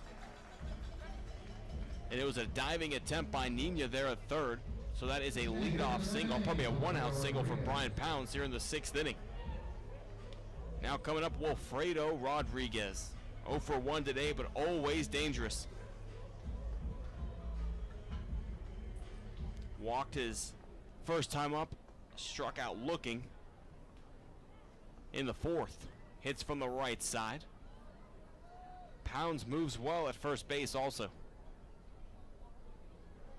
This one, a little jam shot. That'll get down in right field. Pounds going first to third. He's going to make it easily. So with 1 out here in the bottom of the 6th inning, the Skeeters have something brewing. First and third, 1 out with Albert Cordero coming to the dish. That's a nice piece of hitting.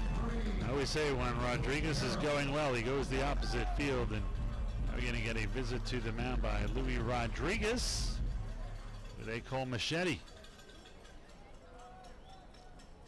And again, as you mentioned, a great piece of hitting, but also sometimes the baseball gods are just on your side. That one in on the hands, fisted into right field. Not much you could do with it. Not much you could do more with it than he did, and ended up with a base hit and allows a runner to get to third with less than 2 outs. 89 pitches now, and I think this visit is just about getting somebody loose here as action begins in the fishbowl out there and right. It's a right-hander. I believe that is Zach Groats warming up out there, the right-hander. Groats, the 6'2", 200-pound righty from Millbrae, California. Played with the Dodgers rookie team in Ogden last year.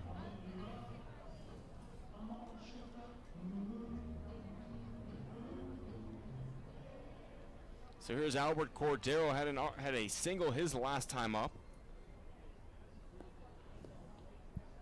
And before this inning, Cordero was the last non-strikeout victim from Lara.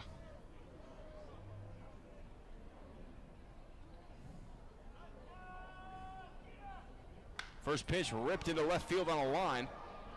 That is caught. Now here's coming home is Pounds. He will score, and the Skeeters take a 3-2 lead. And Cordero hit a bullet out to left, and it was hit so hard, Galvez kind of juggled it a little bit and allowed Pounds to score easily.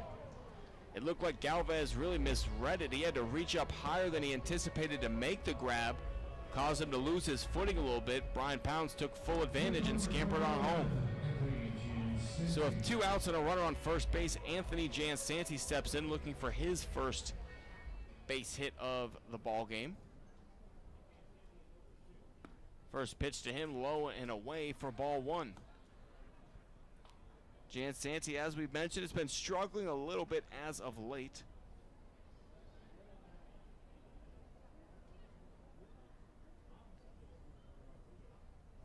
Oh for 2 today. Swing and a miss. 1 ball and 1 strike to Anthony. He's just 9 for 50, good for a 180 average in his last 15 games. Still hitting .273 on the season, though, shows you how good he has been in stretches. The 1-1 on the outside corner catches the edge, 1-2.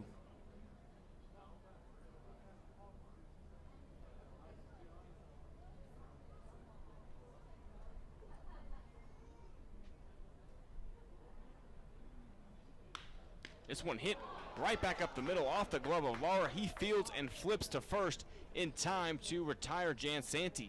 A hard hit baseball, but great reaction by the Bluefish pitcher Lara to retire Jansanti for out number 3. We head to the top of the 7th inning. Skeeters back on top, 3-2.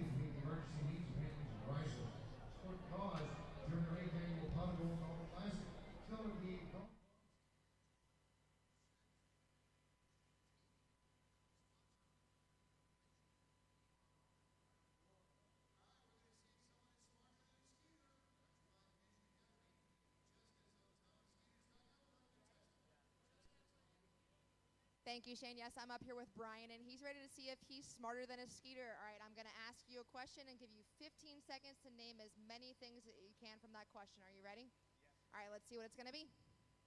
Name as many states as you can in 15 seconds. Ready? Go. Alabama, Arkansas, Arizona, Alaska, Rhode Island, New York, Illinois, Connecticut, New Mexico, Nevada, Washington, Alaska, Hawaii, New York, Texas, Louisiana, Mississippi, Ohio. All right, we got Ohio in the last second. That's going to be 18. Wow. All right, we asked Andrew Johnston, one of our pitchers, the same question. Let's see how many he got.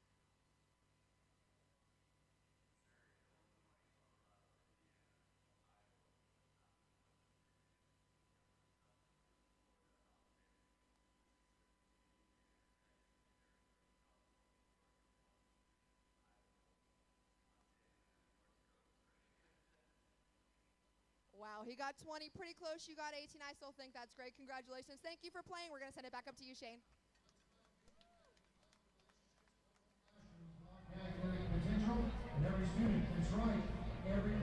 Welcome back out to Sugarland, Texas, top of the 7th inning as the Sugarland Skeeters back on top 3-2 as Brett Marshall looks to continue a very nice outing.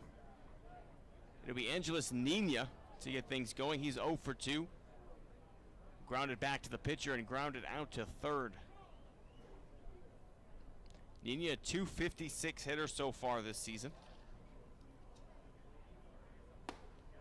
First pitch to him inside for ball 1 is still hitting 89-90 on the gun for Marshall. Plenty of juice left in that right arm.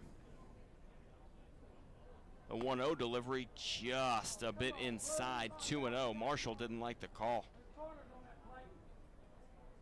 Nina 11 for his last 35, good for a .314 average coming into this one as he takes a look at another fastball inside, moving the count to 3-0.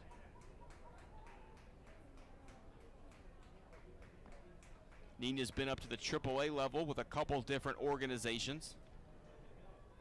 As the 3-0 pitch on the inside corner for a strike.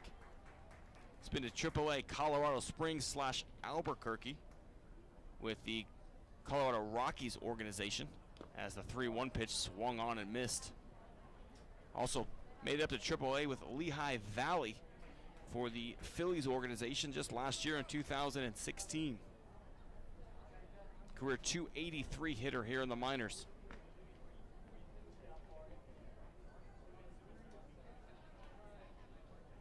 Payoff pitch, swung on, chopped foul as Nina will stay alive.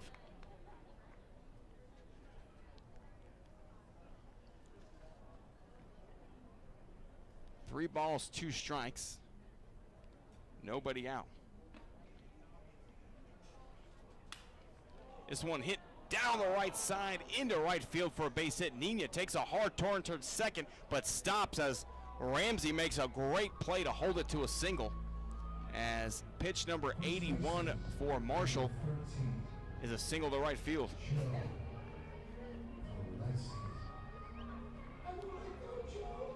So here's Joe Piletsky stepping into the box. Singled and scored his last time up, as he gets the Jack and Rose from Titanic treatment here on the home scoreboard. Long Island now on top 9-4. Offensive explosion in the 10th inning for the Ducks over the Lancaster Barnstormers, as Piletsky shows bunt and takes a look at strike number 1. Pounds coming in very hard from third base. We'll see if they have it on again.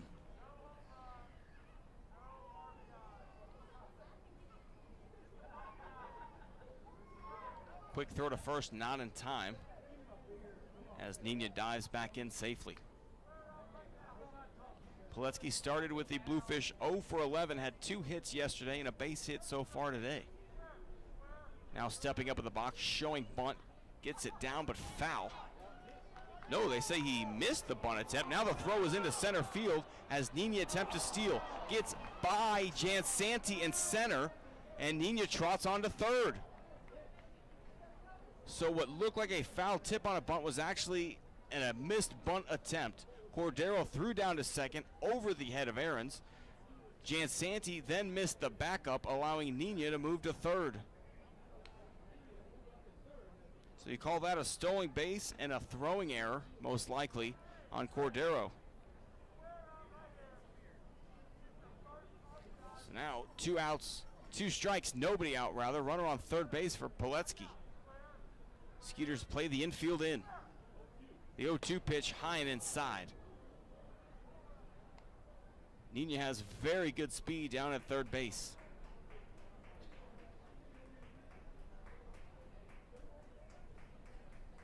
Pounds and Scott are even with the bag. Prince and Aarons on the grass. The 1-2 swung on and missed. Big strikeout there for Marshall. That'll bring up Santiago Nessie. Nessie struck out swinging his last time up, which was a clutch strikeout again at that time for Brett Marshall. Skeeters are leading 3-2 here in the top of the 7th inning.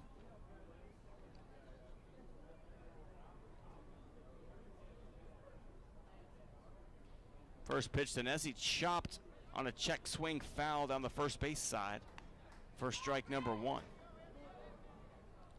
Nessie 204, 4 homers, 16 RBIs, but has been 5 for 20, good for a 250 average since he rejoined the Bluefish in 6 games.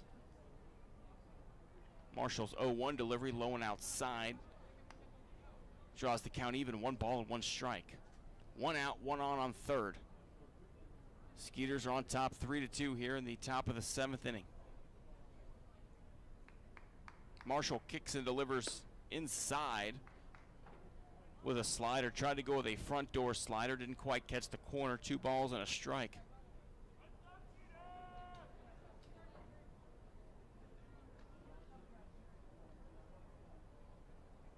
Here's the 2-1 delivery. Good breaking ball on the inside corner, evens things up 2-2. Nessie doesn't really like it, but has a couple quick words and gets back into the box.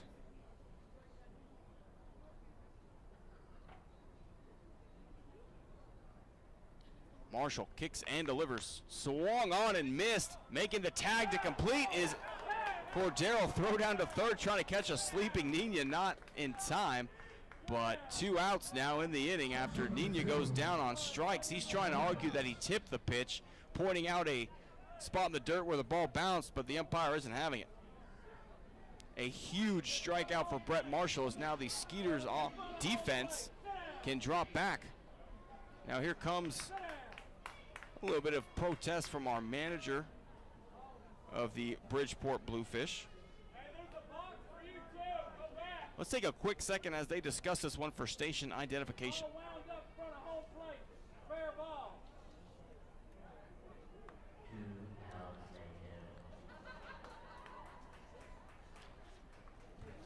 So Luis Rodriguez got an explanation he was at least okay with as he trots back down to third base, and Luis Hernandez will step into the box. Hernandez doubled home the tying run at the time. His last time up is 1 for 3. Nina trying to distract Marshall over at third. First pitch is on the outside corner as Hernandez showed bunt for strike 1.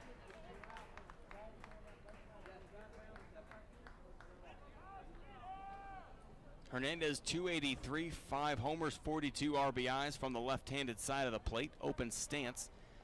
Gets at the very front of that batter's box. 0-1 delivery fouled back into the screen, and quickly Marshall's ahead 0-2. That's the second time he's come down awkwardly after a delivery, this time going to his knees after slipping. Mound will probably be worked with just a little bit here on the 7th inning stretch coming up, so they'll have an opportunity to fix whatever loose dirt or little soft spots on that mound. Marshall staring back in for an 0-2. 92 pitches on the evening. This one popped up left side, giving chase his pounds. He's reaching the stands and runs out of room about 6 rows back. Pitch number 94 upcoming here for Marshall.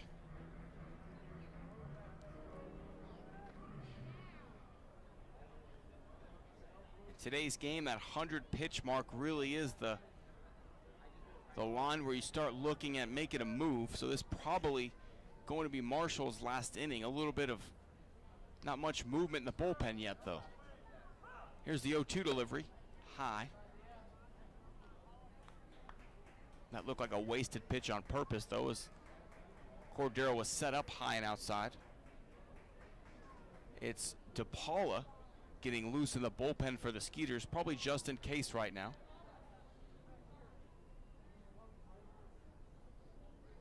Not really throwing, just doing a little stretching. Here's the 1-2, swung on and missed. A big strike out of the side for Marshall, and you can see the emotion as he comes off the mound. He is amped. We head to the bottom of the 7th inning. Skeeters still on top, 3-2.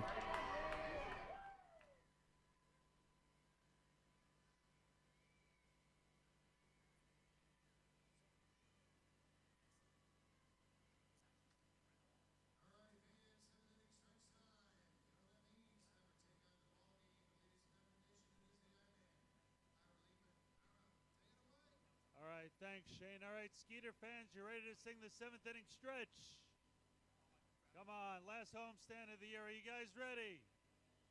All right, on 3. 1, 2, 3. Take me out to the ball game.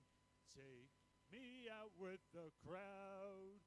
Buy me some peanuts and Cracker Jacks. I don't care if I ever get back, so just root for the Skeeters.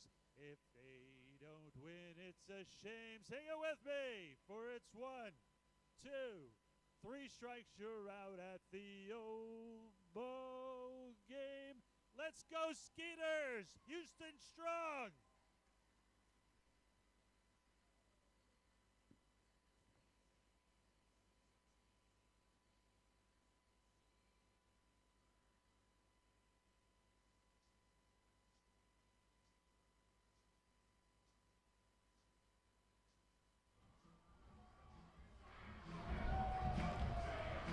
Welcome back out to Sugar Land, Texas. Bottom of the 7th inning as Brett Marshall just worked his way out of a tight jam with 3 back-to-back strikeouts to keep this a 1-run Skeeters lead. Now Josh Prince coming up to the plate. He has had a productive evening so far. He's singled, stole a bag to tie the single-season Skeeters stolen base record.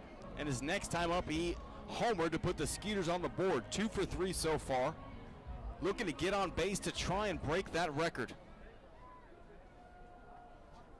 Bottom of the 7th inning, Skeeters clinging to a 1-run, 3-2 lead.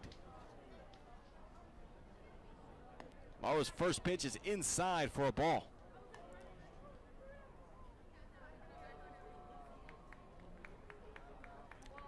Lara's getting up there and pitches as well, as the 1-0 is outside, ball 2.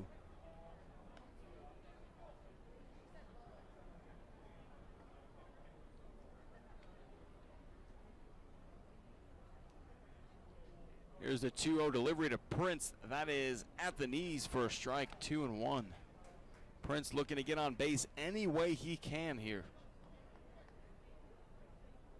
knowing he needs just one more bag. 2-2 is out. I'm sorry, 2-1 is outside. 3 balls and a strike.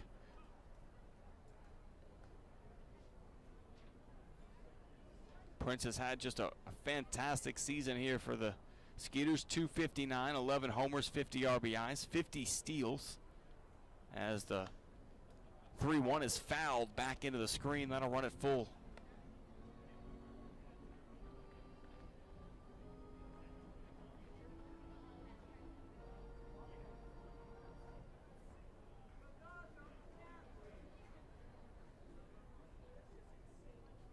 Payoff pitch to Prince.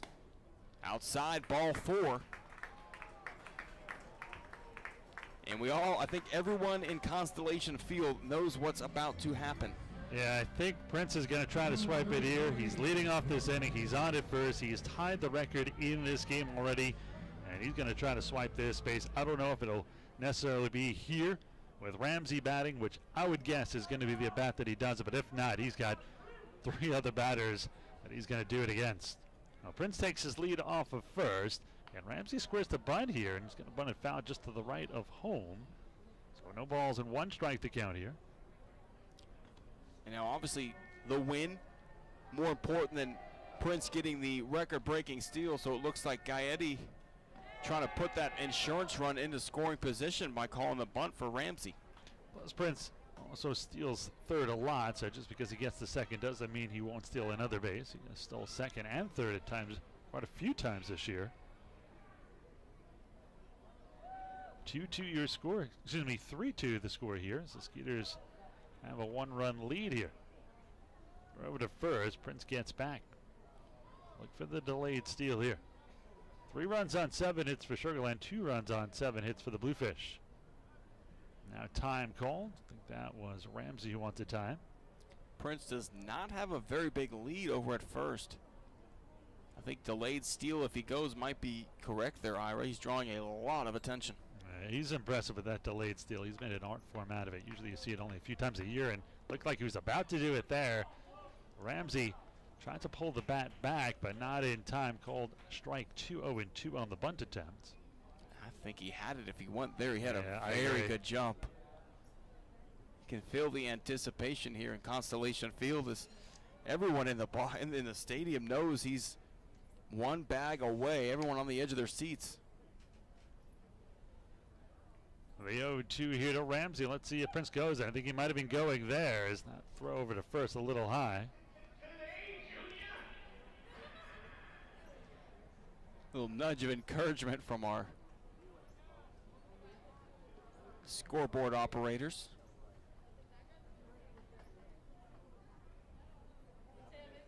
To Ramsey, and Prince looked like he was going again. He's trying to get the timing for that delayed steal, and it's just a little off right now.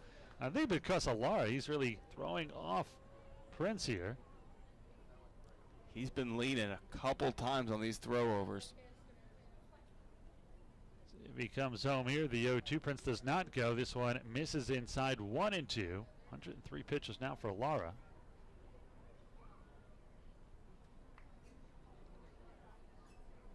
Little action in that Bluefish dugout, just doing the towel throw right now. No balls yet. By the way, final now. The Ducks beat the Barnstormers 9-4 in 10 innings, so their magic number is 3.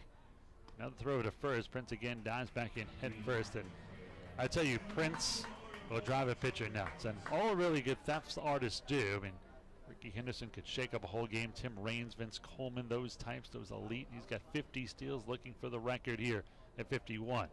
Swung and served into left field. That may dunk in for a base hit. It will. Prince will stop at second. Runners on first and second, nobody out. Don't count it. Prince taking third.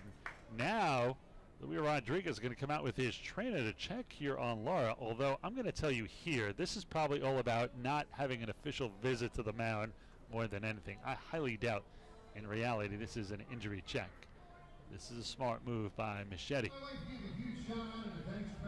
While they discuss things on the mound, tomorrow, September 14th, the final Thirsty Thursday of the year here against the Bridgeport Bluefish. And, wow, I stand corrected.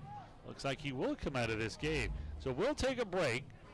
We'll find out who the new pitcher who is coming back will be. Back here in just a moment. Skeeters with a 3-2 lead. Runners on first and second, nobody out.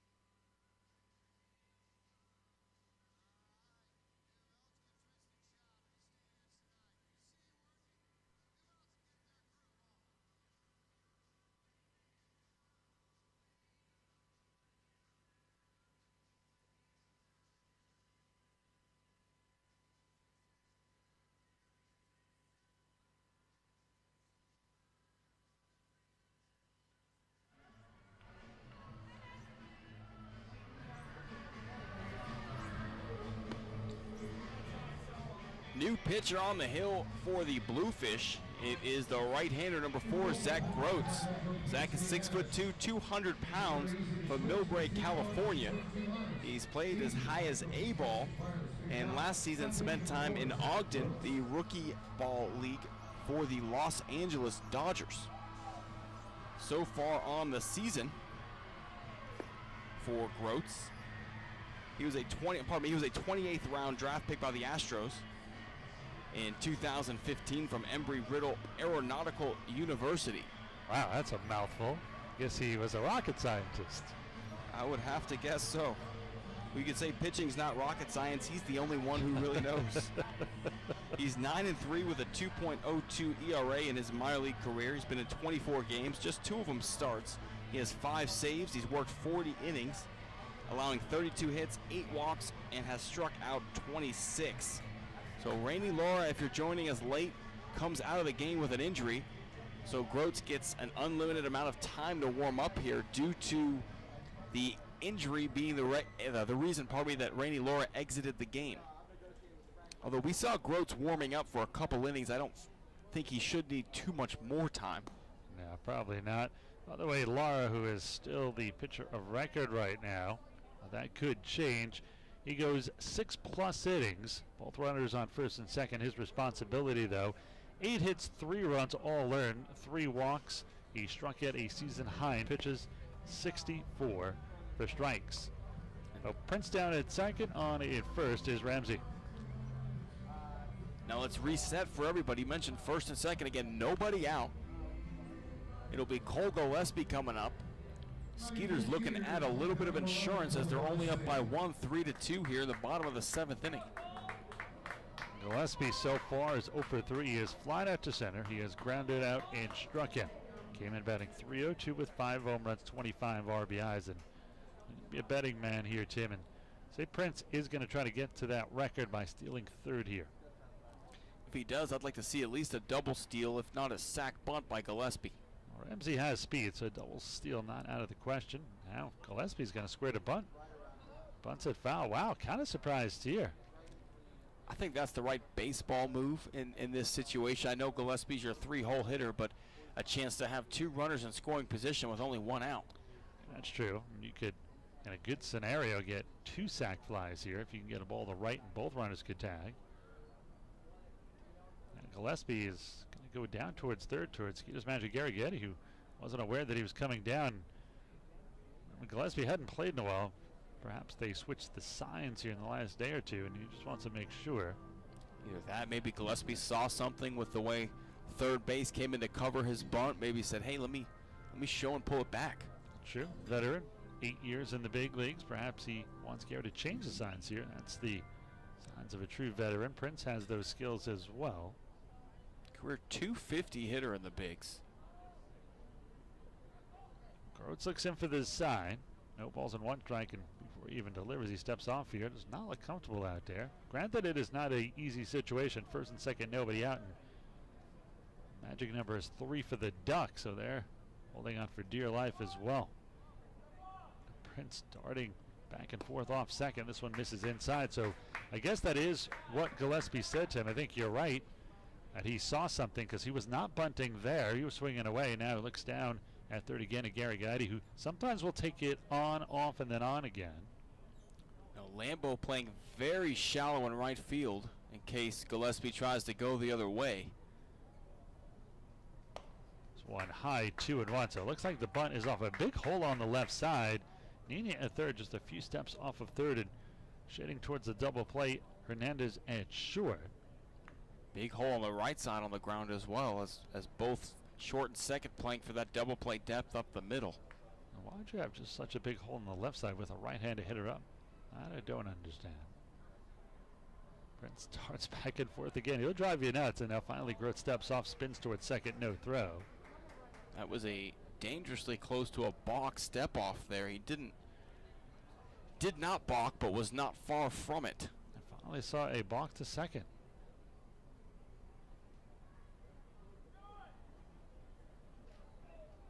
Prince does not go. This one a strike on the outside corner. 2-2 now here on Gillespie.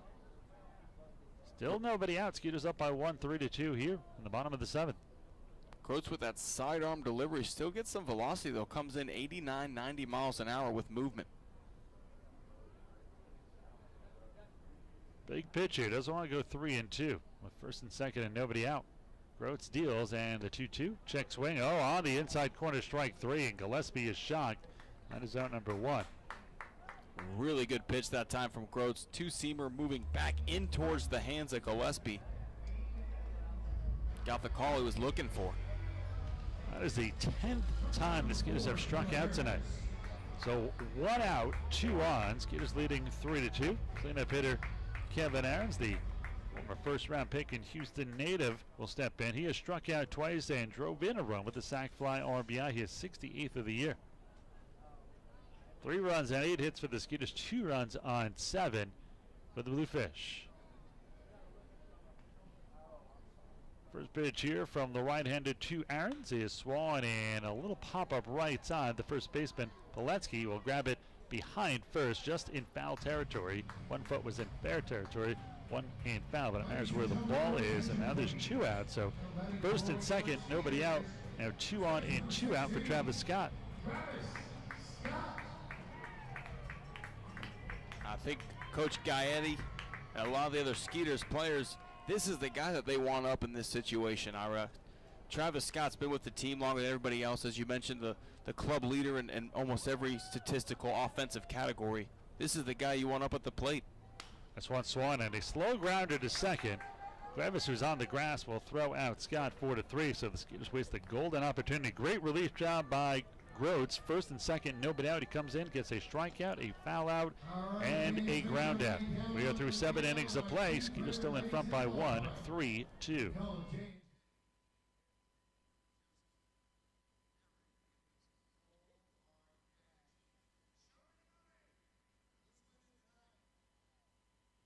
Well, I'm not sure, but I have $200 in my hand for a lucky season ticket holder out there. Let's see where we're going tonight.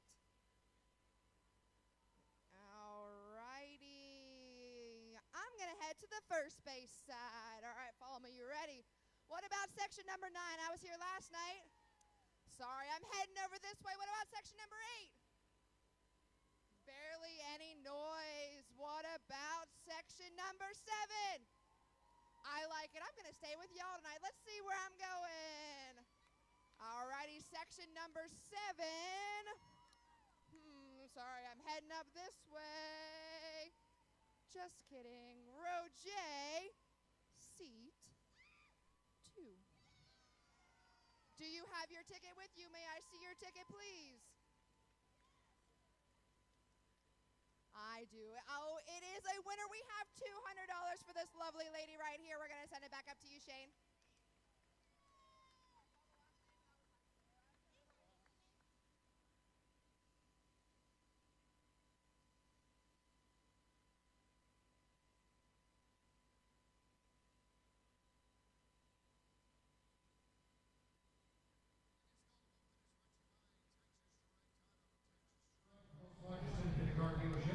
Top of the 8th inning from Sugarland, Texas. New pitcher on the mound for the Skeeters. It is number 39, Julio DePaula, the 6'1", 210-pound righty from Santo Domingo, Dominican Republic. So far this season for DePaula, his career, he has a 47-42 record in the minors, an 8.55 ERA, 8 strikeouts, 10 walks, and 20 career innings pitched. Last year with York, as well as in the Mexican League, he was a combined 2-4 with a 4.97 ERA, 32 strikeouts, 33 walks, and 69 2/3 innings pitched. This season, DePaula 0-1 with a 3.64 ERA and 47 appearances, all out of the pen.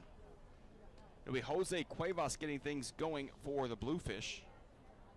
Been a thorn in the side of Skeeters' pitching staff so far today, 2 for 3 with a couple singles. Had the first 2 hits of the ball game off of Marshall. First pitch, a slider, catches the inside corner for a strike. A very good front door breaking ball to get things started to Cuevas. Cuevas 275, 6 homers, 48 ribbies. Takes a look at a 0-1 slider in the dirt, evens things up, 1 ball and 1 strike. Cuevas has played as high as AAA in Fresno in the San Francisco Giants organization. Check swing on the 1-1. Did he go? Palms down, says our first base umpire, Matt Herrera. 2 balls and 1 strike.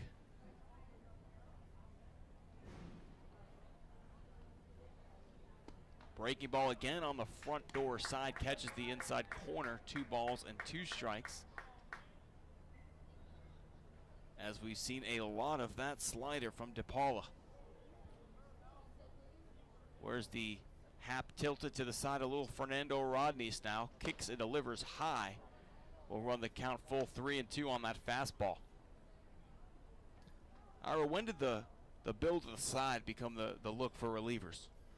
And I think CC Sabathia was one of the first I saw start that.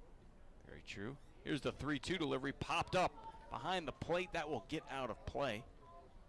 See, CC does it. I think Jabba Chamberlain used to do it when he was in the Yanks pen. You know, a lot of lefties used to say that they needed to do because the way they fall off the mound. You don't see a lot of righties do that. I don't know if that was just an excuse to wear your hat that way, but it seemed like it was lefties, and maybe it's just the quirky lefties.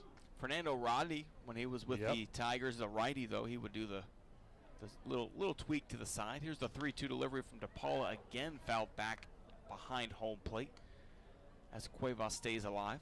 Rodney used to pull his shirt out after he picked up a save too, right, didn't he? He started getting undressed on the field. And then did that Usain Bolt kind of thing. Locked it down. Start the celebration early. There's another payoff pitch from DePaula. High, ball 4, as Cuevas is on base for the 3rd time tonight. Leadoff walk here in the top of the 8th inning. That'll bring up Wellington Dotel. He's had a rough night so far, 0 for 3, but always dangerous. The 2nd time the Skeeters have walked all night.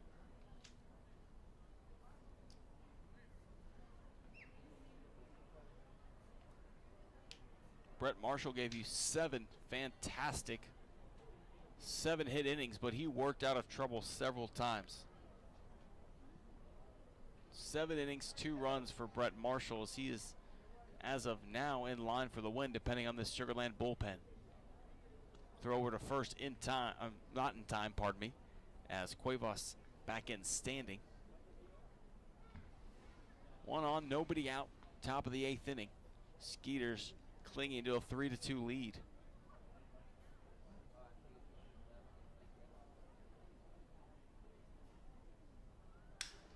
Here's a broken back grounder to the third. Pounds, no time at first, no play anywhere as an infield single for Wellington Dotel. Pounds looked to second, wasn't going to get the play, tried to go to first, but Dotel runs so well, didn't have time.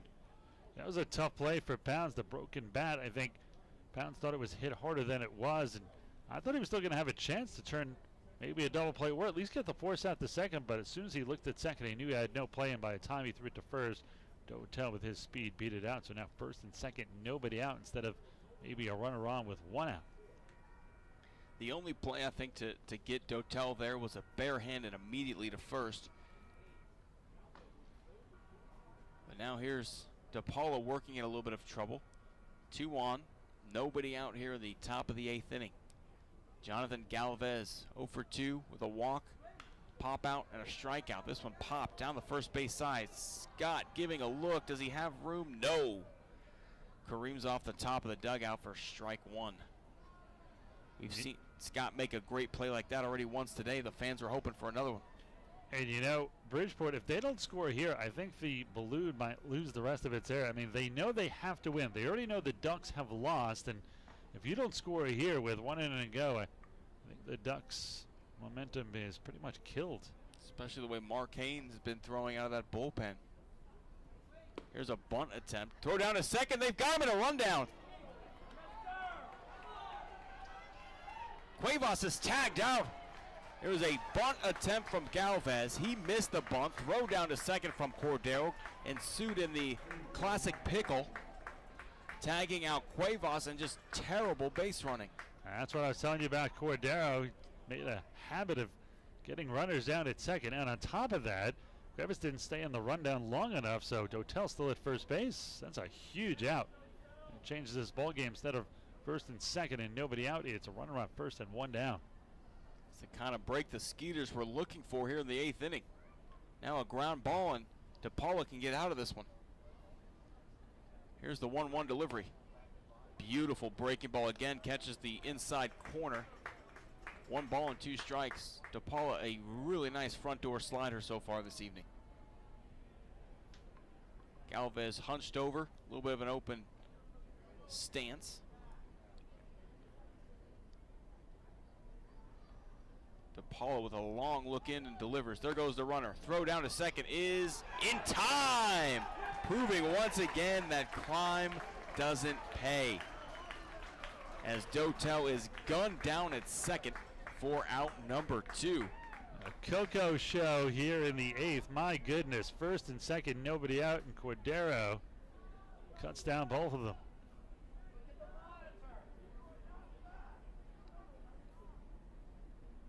So 2 caught stealings to take care of the first 2 base runners. Here's the 2-2 delivery. Fouled back into the screen. And just like that, Skeeters 4 outs away from a win. We were talking about some of the wind going out of the sails. There you go. Not how you want to get a inning started and then have 2 outs, nobody on base just like that. And devastating really right here. I mean, the Ducks have cut the magic number to 3. Bridgeport at first and second, nobody out. They're down 3-2. Just inside DePaula with a long look in. Thought he had a called strike 3. That'll run the count full on Galvez. So did I. 91 on the radar gun. If that missed, it was on the black. Been a tight zone all night for both sides.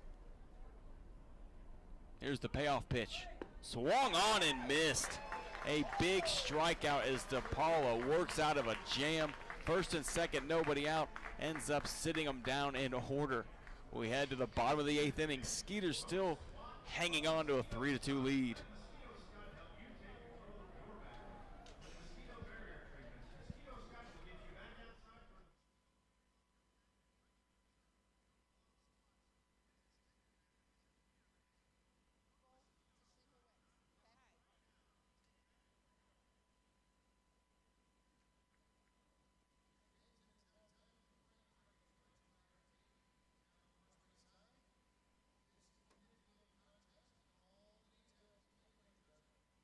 Thanks, Shane. Yes, I'm down here with three lovely ladies. I've got Christine, Kathleen, and Gabs, and they are ready for an ice cream eating contest for Brain Freeze. All right, you guys have your ice cream, spoons. Whoever eats it the fastest is the winner. Are you ready?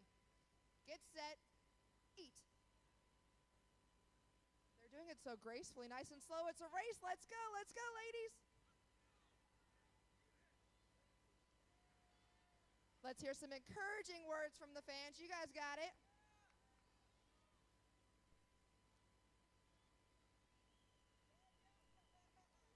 They're working. Oh, it looks like we're getting close to a winner. Who's it going to be?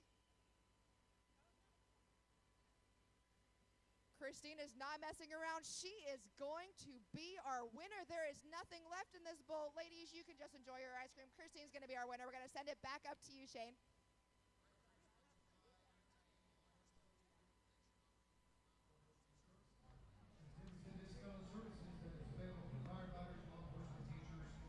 Only pitcher on the mound is right-hander Vinny Pastano.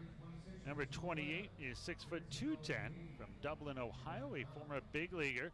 Last year spent time with Yankees AAA affiliate in Scranton, and this year so far, 1-1 with a 2.95 ERA, 23 appearances. This will be number 24. He does have a save in 24 and a third. He has struck out 25, walking just 4. Allowing 20 hits, so a almost 6-to-1 strikeout to walk ratio. Even more impressive, he has not allowed a run in his last 10 appearances. The last run he allowed was against the Skeeters, oddly enough, on August 13th. Now here's Brian Pounds looking to get things going. Bottom of the 8th inning, Skeeters looking for that insurance run. Pounds singled his last time up. Came around to score to put the Skeeters on top, 3-2.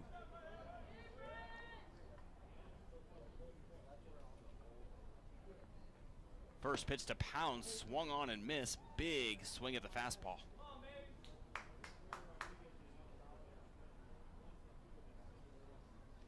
Oddly, Tim, the Skeeters have nobody warming up in their pen. DePaula might go for the 6-out save here. Thought it would be the Felipe Paulino, and maybe Mark Haynes, who is leaning against the fence. Perhaps he is ready. Little blooper into right, misplaying it is Lambo. It's over his head. Pounds rounding first, heading to second. He will stop there with a stand-up double as Lambo came in, realized it was over his head, fell down, and couldn't make the play. Yeah, Lambo took that first step in, which I tell you not to do, but on top of it, as you mentioned, he slipped, and that was it.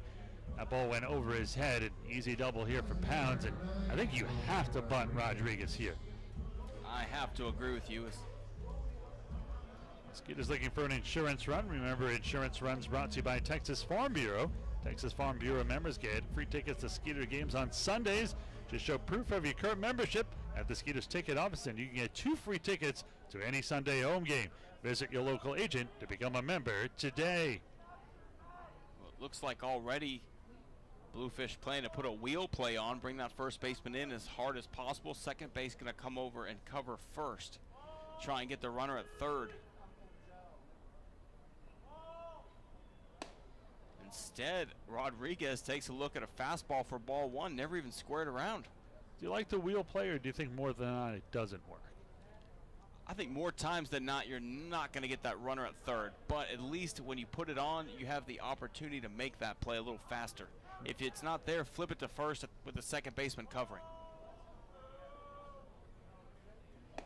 Big swing and a miss as Rodriguez comes up empty. And Ira, are you surprised that first 2 pitches, nothing showing as far as a bunt goes? I am, but Rodriguez is such a good hitter. He can go the other way, even if he goes the other way, which is really his forte, and it's a ground ball. It's as good as a bunt.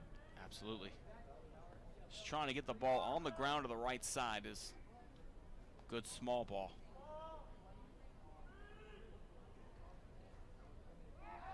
Pickoff throw is not in time, but close as Pounds dives back into second base safely. You talked about that wheel play, and almost happened in reverse there. With the wheel play, it is tough because the shortstop has to outrun the runner at second, and he almost did it there, getting back in behind him at second. So not only do you have to outrun the runner to third, but you have to still put the tag on it. It's not an easy thing to do. Here's the 1-1 delivery. Low and away ball too, and we were talking about having Rodriguez bunt. One of the things though, when you ask guys who don't bunt very much to try and lay down that sacrifice bunt, a lot of times you're just throwing away an at bat and you're taking the bat out of your best player right now. I heard a manager once say, never put a player in a position to do something he's not used to doing. 2-1 pitch fouled, backing out of play, evens the count up at 2 balls and 2 strikes. I mean, if you're going to have your cleanup hitter bunt, more times than not, it's not going to work. We all took those first 2 bunts in BP to get things going. You weren't really working on fundamentals at that point. That was just to get the timing down. 2-2 count to Rodriguez. Runner on second is Pounds. Line drive on the ground through the right side as it skips over the glove of the second baseman. As a no out single puts runners on first and third. Did you give him a hit or an error on that one? I'm trying to think about that myself because it was so hard hit. Cuevas was in position, just took a terrible hop on him, but then again, that's why they teach you to charge the baseball. Don't sit back on it, don't wait for it to come to you. Cuevas that time waited in the hole, took a hop off the edge of the grass, and now Skeeters again have something cooking. And Coco is coming up. It's been the Coco show here in the 8th. We've seen it so many times. Our the guy who makes those 2 great defensive plays now is an opportunity to really put this one away for Sugar Land. Corners playing in, swung on, hit into center field on a line and caught by Dotel. Here comes Pounds to the plate. No chance to get him as the throw is just lofted into second, and the Skeeters tack on one more. They go up 4-2. And by the way, Tim, they did rule that an error. Okay. It'll be an E4 on Cuevas, and then a sac fly for Cordero, allowing Pounds to score.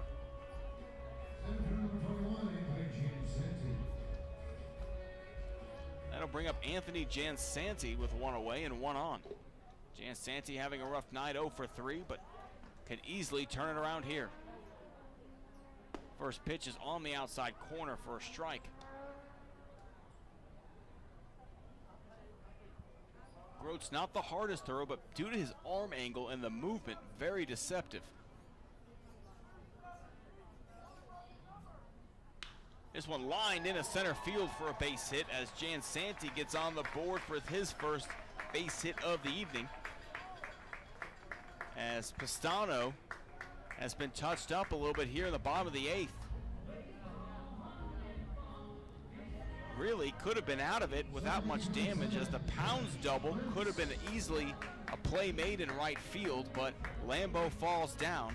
Then you had an error on the Wilfredo Rodriguez ball, then a sac fly, then another single here by Jansanti into center field, and it's amazing how quickly things can unravel.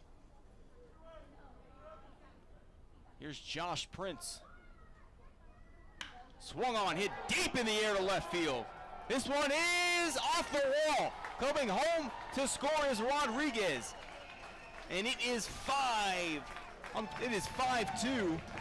Sugar Land Skeeters, as Josh Prince has a long, loud single to drive in another. Just missed his second home run of the night. Would have been a new career high for him. He didn't miss it by more than about 6 or 8 inches, too. That was all the way up the wall. And if it had been hit a little more to the right, would have cleared the short award. Just couldn't quite get over that manual scoreboard. Either anywhere left or right, either the Bud Light or the Imperial Market part would have been a homer. But now here's Caleb Ramsey. There goes Prince, and he will take second on a fielder's indifference, though. A new single stolen base record for the Skeeters as Prince steals number 51 on the season. And certainly should be proud of that. 51 bags. I got to think of the scene in Major League where Willie Mays Hayes was nailing a pair of gloves into the wall for each stolen bag. I'd like to see how many Josh Prince has nailed up there. Hopefully 51. 1-0 pitch to Ramsey, hits him. As now the bases are loaded.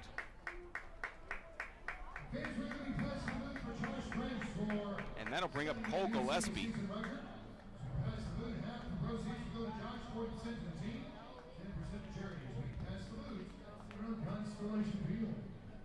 Bases loaded, 1 out, as we are going to get a mound visit here from Luis Rodriguez, aka Machete. While we do that, let's send it back to the studio with Andy for an update. Andy? Actually, pardon me.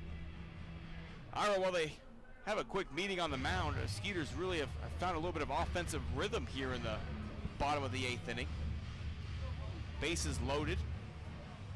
And you almost feel terrible for Pastano, because he could have been out of this 1-2-3 with a little help defensively. Yeah, the error did not help. It was a tough ball, but Cuevas, as I say, kind of olayed it to his right, and that was a big difference in this inning so far. And now I think the wind completely out of the sails here for the Bluefish. Looks like their magic number to be eliminated is going to be 2. It's now a 3-run lead for Sugar Land, 5-2. Still bases loaded. Only 1 out here in the 8th. Gillespie takes a look at a pitch outside for ball 1. As I believe Haynes is lucid, ready to go in the pen. I think all that depends on how the rest of this inning plays out, though. Still only 1 away, amazingly. Outside again, 2-0.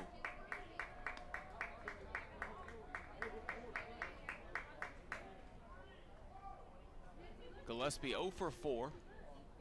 Struck out his last couple of times up. Struck out looking at a very questionable pitch his last at bat. Looking to redeem himself here with the bases juiced. 2-0 delivery. Swung on. Big swing and a miss. Moves the count to 2-1.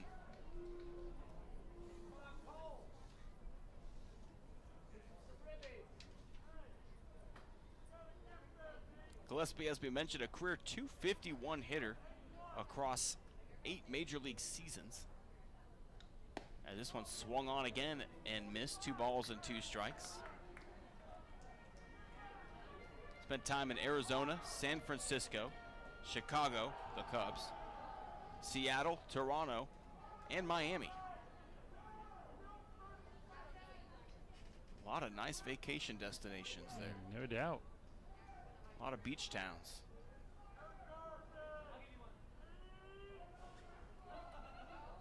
Pastano 17 pitches, 11 for strikes. 2-2 delivery, swung on and missed as Gillespie chased the outside fastball for his 3rd strikeout in a row. Here be Kevin Aarons looking to extend his 6-game hit streak. This might be his last, or most likely is his last chance to do so. He does have the sac fly, but again, Aarons is riding a 6-game hitting streak coming into this one, looking to extend it here. Bases still loaded, 2 outs. Skeeters on top, 5-2 here in the bottom of the 8th inning. Takes a look at a fastball high for ball 1. It looks like we will see Mark Haynes in the 9th as he continues to warm up in the Skeeters pen, but with a base hit here, might not be a safe situation for the Punisher.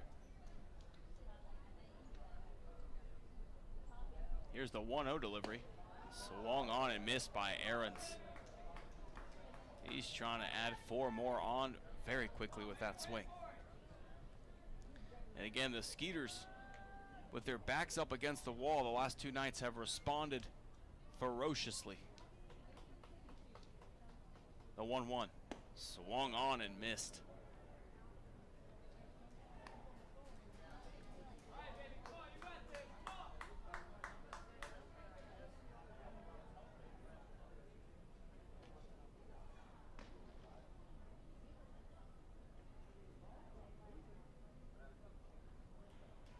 Here's the 1-2 delivery to Aarons. Fouled out of play as he will have 1 more opportunity to extend that hit streak. Good defensive swing there by Aarons, kind of a half swing, but he just kind of reached out to try to foul it off intentionally there. Couldn't do much with it. That's the difference, Ira, between some of the great hitters you see and some of just the really good ones. Those guys who could foul off pitchers' pitches so they can have an opportunity just to see 1 more. It's so hard to do. I think Wade Boggs was the best I ever saw at it. Boggs, Gwynn. 1-2 delivery. Hit deep in the air, down the left field line. If it's fair, it's gone. It is foul. Not by much.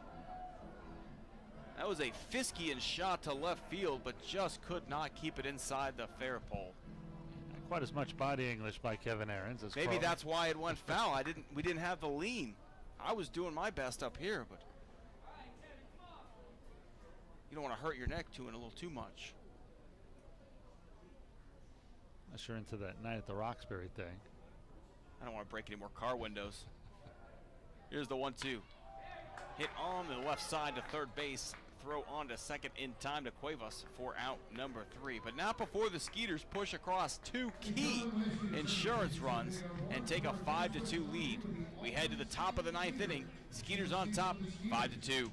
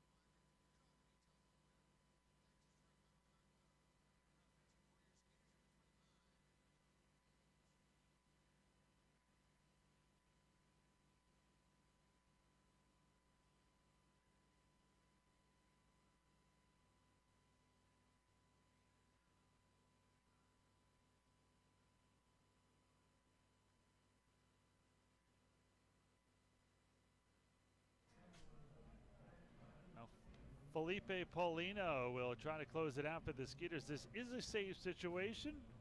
Skeeters are leading 5-2. Take a look at Paulino's numbers this year as he has really moved back into that closer role. Paulino, the former Astro, 4-4, 2.11 ERA. He has 14 saves. This will be his 37th appearance. In the third, he has allowed just 23 hits, which is very impressive. He has walked 13 while striking out 44, so very good numbers for Paulino. We'll try to close it out for a Skeeters win, and if he does, we'll reduce the Ducks' magic number to 2, who might clinch here at Constellation Field. They come in next. Finale of this series tomorrow, then the Ducks for the final 3 games of the regular season for the Skeeters. First pitch here by Paulino. This one misses inside, 1-0. It is 5, 6, and 7 here for Bridgeport. Andrew Lambo, Gustavo Molina, and Angeles Nina.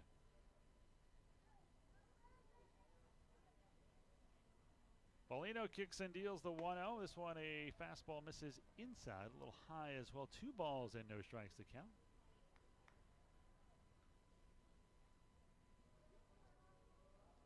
Paulino gets the sign here from Cordero. Skeeters leading 5-2 here in the 9th. The 2-0. Fastball strike on the outside corner. 91 on the gun for Paulino. 2-1. Lambo 1 for 3 with an RBI single. He's also flied out and struck out last time up.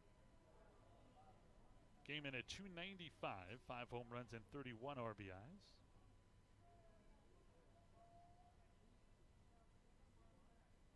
They'll set up outside again. Cordero sits low and away to the left end, hitting Lambo. This one hit high in the air to right center field. Jan Sandy is there. And the Skeeters center fielder will bring it down for out number 1. So the Skeeters are 2 outs away. That is Joe Benson, who came in defensively to get into this one. The 1 out, none on for Gustavo Molina. Molina is 1 for 3. He has fouled out, singled, and flying out to right last time up. Molina 219, 5 home runs, and 19 RBIs.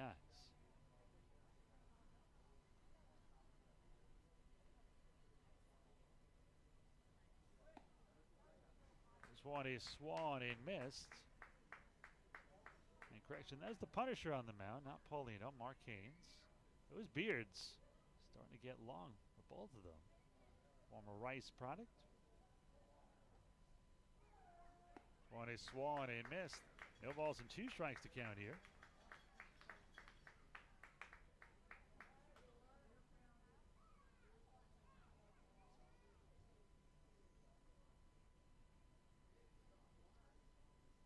Haynes winds and deals the 0-2. This one, a fastball that misses outside, 92 miles an hour there by Haynes. 1 ball and 2 strikes to count. Skeeters with a 5-2 lead here. 1 out, none on for the Bluefish. 5 runs on 11 hits for Sugarland, 2 runs on 8 for Bridgeport. Both team with an error apiece. The 1-2. This one on the inside corner, strike 3. Strikeout Punisher, and the Skeeters are 1 out away. So 2 outs, none on. The only thing standing between Haynes, the Skeeters, and a win is Angeles Nina, the third baseman. He singled his last time up. He's also hit into a fielder's choice and grounded out. He looks to be on his game here.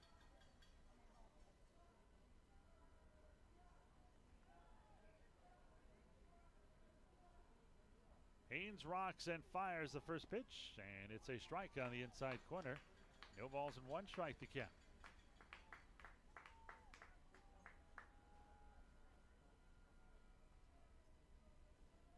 See where Cordero sits up. He will set up outside. The 0-1. This one low and in. 1 ball and 1 strike here.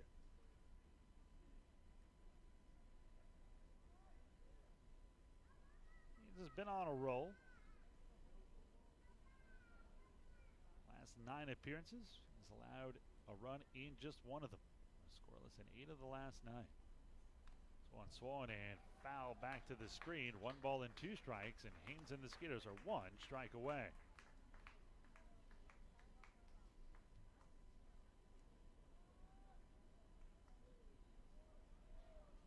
Haynes 11 pitches so far, 7 for strikes.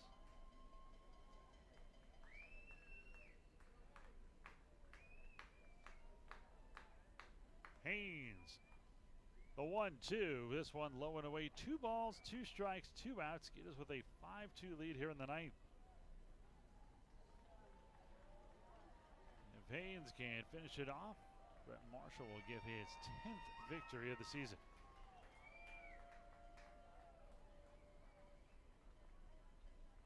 They set up outside. The 2-2 from Haynes. Swung and grounded towards third. Pounds has it.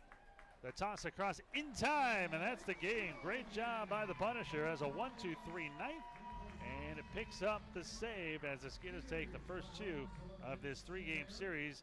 And now Bridgeport, magic number from being eliminated is 2. Let's take a look at the final numbers here. 5 runs, 11 hits, and 1 error for the Skeeters. 2 runs, 8 hits, and an error for the Bluefish. We're going to take a break. We will come back. We'll give you the final numbers, highlights, our player of the game with Tim Costello, and preview tomorrow's Game 3 finale. All that and more. We return on the Skeeters post-game show in a moment.